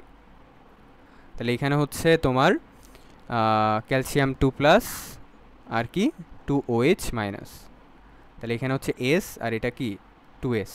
তাইলে আমার KSP equal to S into 2S whole square, তাহলে এটা আসবে 4S কিউব। তারপরে 4 ইন্টু এস, এস এর মান কত 0.03, তাহলে এটা কিউব করবা। তাহলে দেখি এটা কত আসে।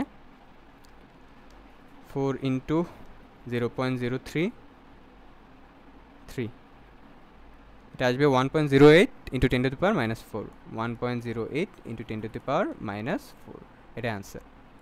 ঠিক আছে, আশা করি আমরা এটা বুঝতে পারছি। পরবর্তীতে অ্যালুমিনিয়াম সালফেট দ্রাব্যতার গুণফলের একক কোনটা? তাহলে অ্যালুমিনিয়াম সালফেটটাকে ভাঙি। অ্যালুমিনিয়ামের চার্জ তো +3, সালফেটের চার্জ কি -2,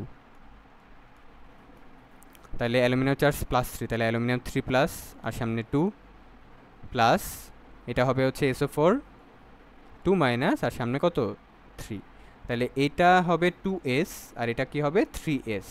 তাহলে আমি যদি কেএসপি বের করি, কেএসপিটা হবে 2S স্কোয়ার, এই 2টা পাওয়ার হয়ে গেল ইন্টু তোমার ইন্টু 3S, 3টা পাওয়ার হয়ে যাবে। তাহলে এটা ক্যালকুলেশন করে দেখবে, এটা আসবে 108 S টু দি পাওয়ার 5।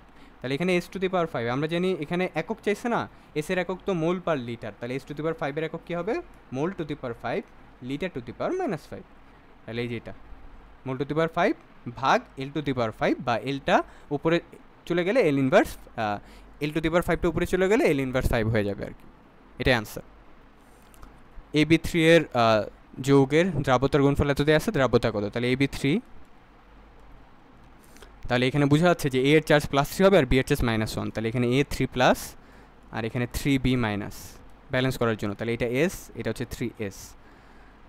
তাহলে আমার এখানে কেএসপি দ্রাব্যতার গুণফল দেওয়া আছে, দ্রাব্যতা বের করতে হবে, এস এর মান বের করতে হবে। তাহলে আমরা কেএসপি ইকুয়াল টু জানবো S ইন্টু 3S আর উপরে কিউব, তাহলে এটা কত আসবে? এটা আসবে 27 S টু দি পাওয়ার 4, আর এখানে হচ্ছে 1.7 ইন্টু 10 টু দি পাওয়ার -12।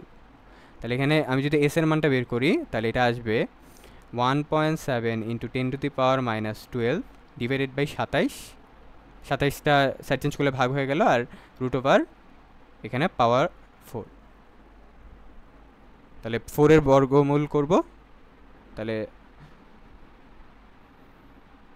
আমরা দেখি এটা কত আসছে, এটা হচ্ছে 4 থাকবে রুটের উপরে, আর 1.7 into 10 to the power -12 divided by 27,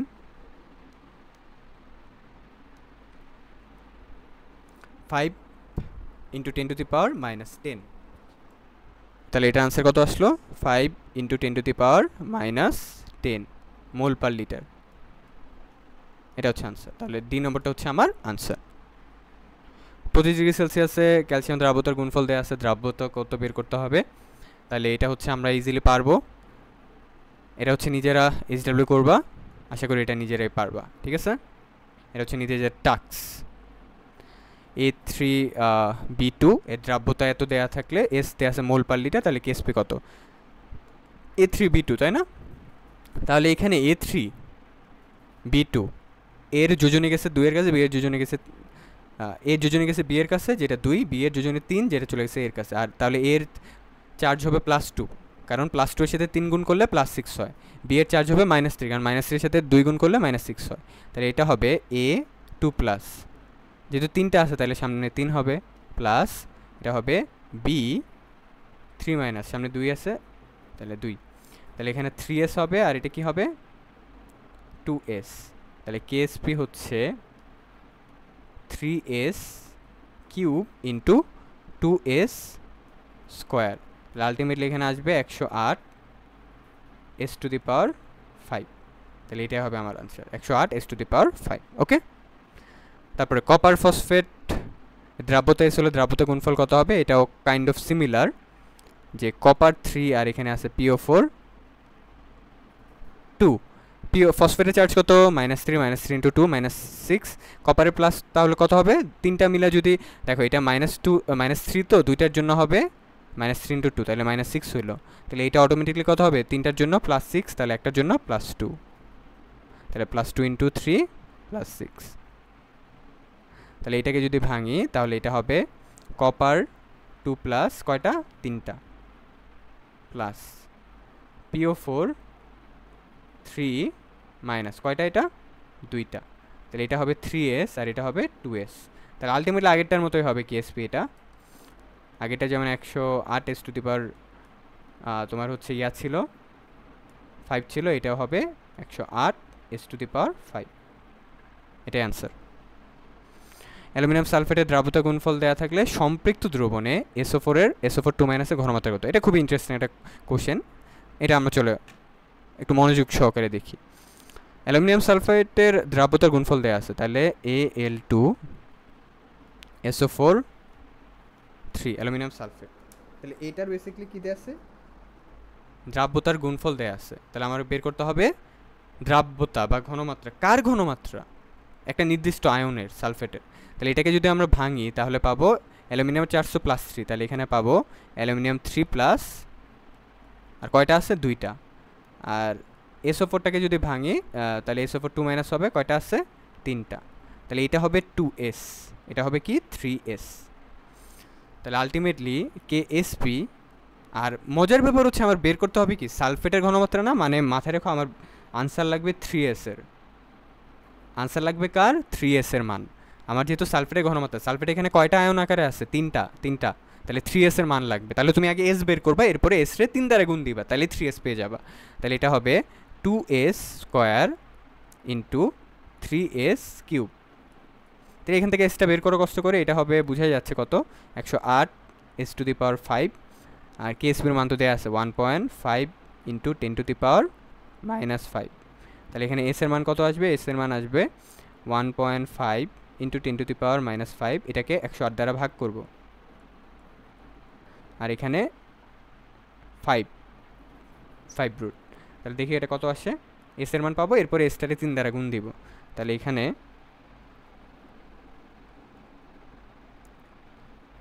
তোমার হচ্ছে 1.5 × 10⁻⁻5, আর নিচে থাকবে কত? 108। এস এর মানটা পেয়ে গেলাম। এস এর মানটা হচ্ছে 0.0425। তাহলে 3s কত হবে? 3s হবে, এটার জাস্ট 3 দ্বারা গুণ দিবা, 3 × 0.0425। তাহলে গুণ দেই,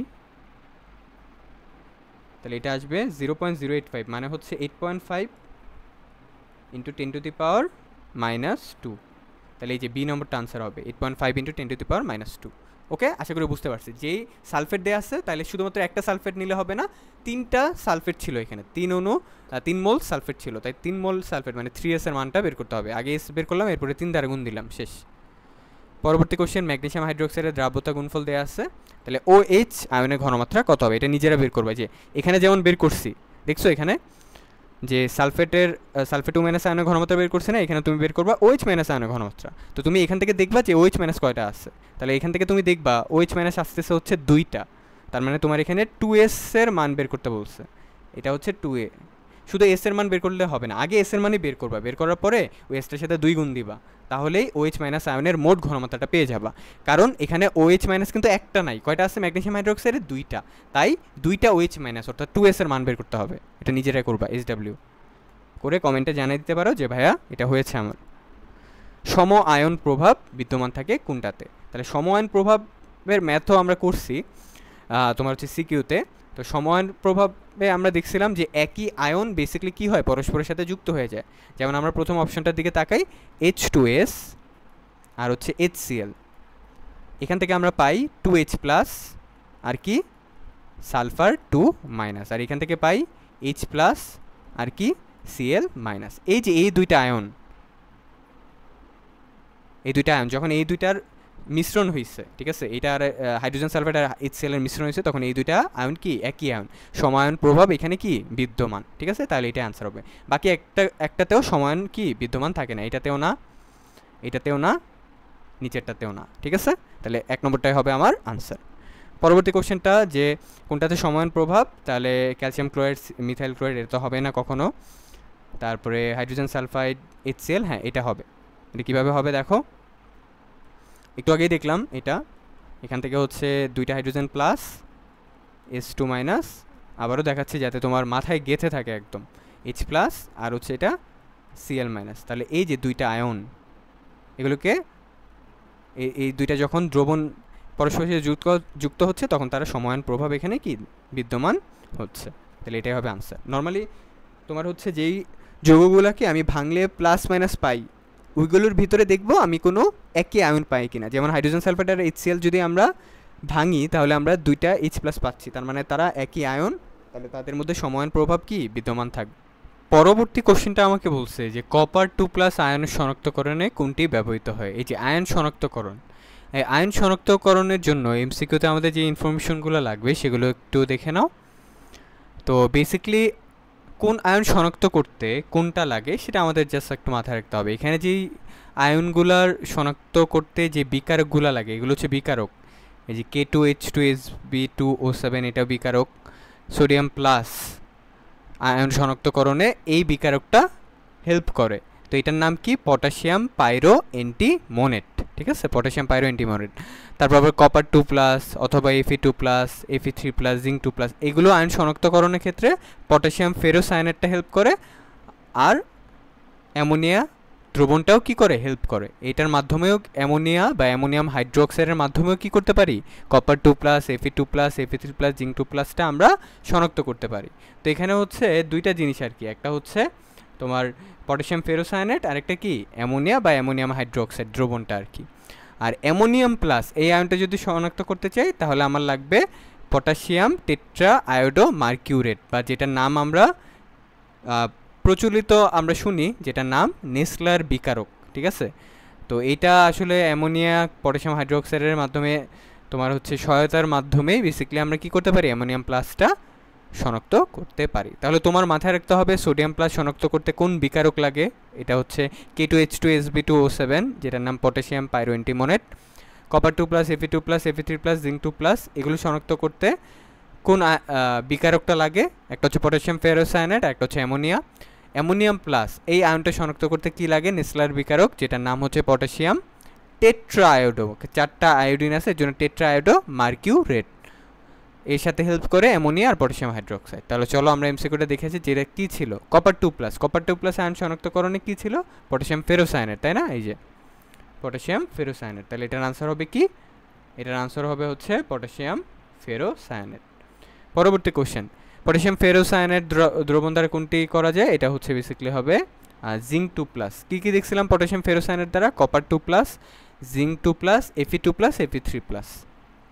পটাশিয়াম পাইরো অ্যান্টিমোনেট এটা কোন আয়ন শনাক্ত করতে হেল্প করে, সোডিয়াম প্লাস, এই যে আমরা একদম উপরে যেটা দেখছিলাম K2H2SB2O7 এটার নাম কি, পটাশিয়াম পাইরো অ্যান্টিমোনেট, এটা দিয়ে আমরা সোডিয়াম প্লাস শনাক্ত করি।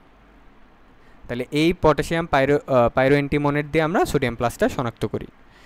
সোডিয়াম আয়ন শনাক্ত করতে পটাশিয়াম পাইরো অ্যান্টিমোনেট যেটা হচ্ছে K2H2SB2O7।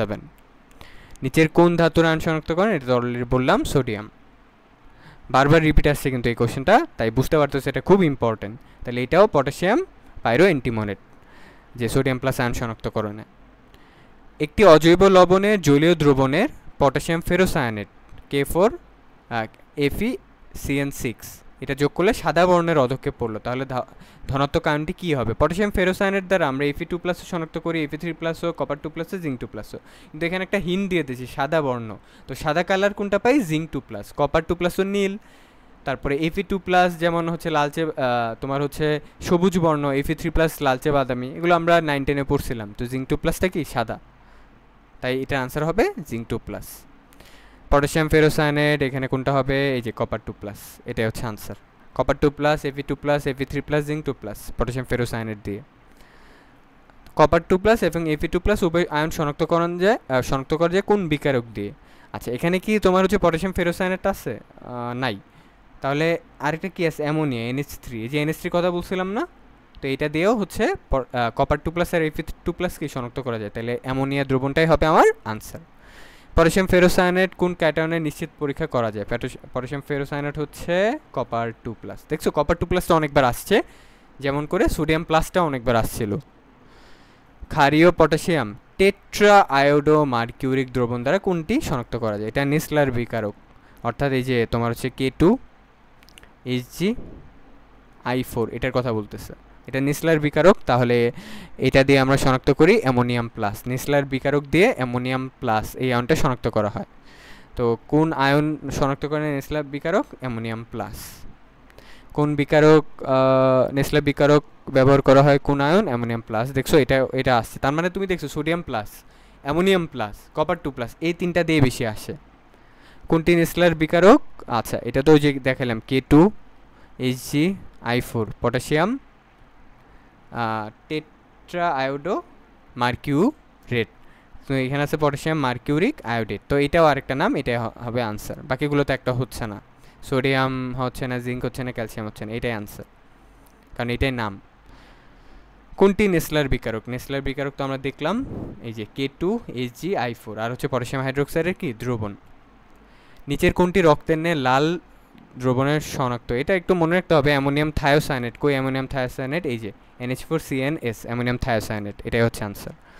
ওকে, তো আমাদের হচ্ছে MCQ শেষ আলহামদুলিল্লাহ। গুণগত রসায়নও আমাদের হয়ে গেল ওয়ান শট ক্লাস। তো তোমাদের যদি ক্লাসটি ভালো লাগে অবশ্যই ফ্রেন্ডদের সাথে ক্লাসটি শেয়ার করে দিও, শেয়ারিং ইজ কেয়ারিং।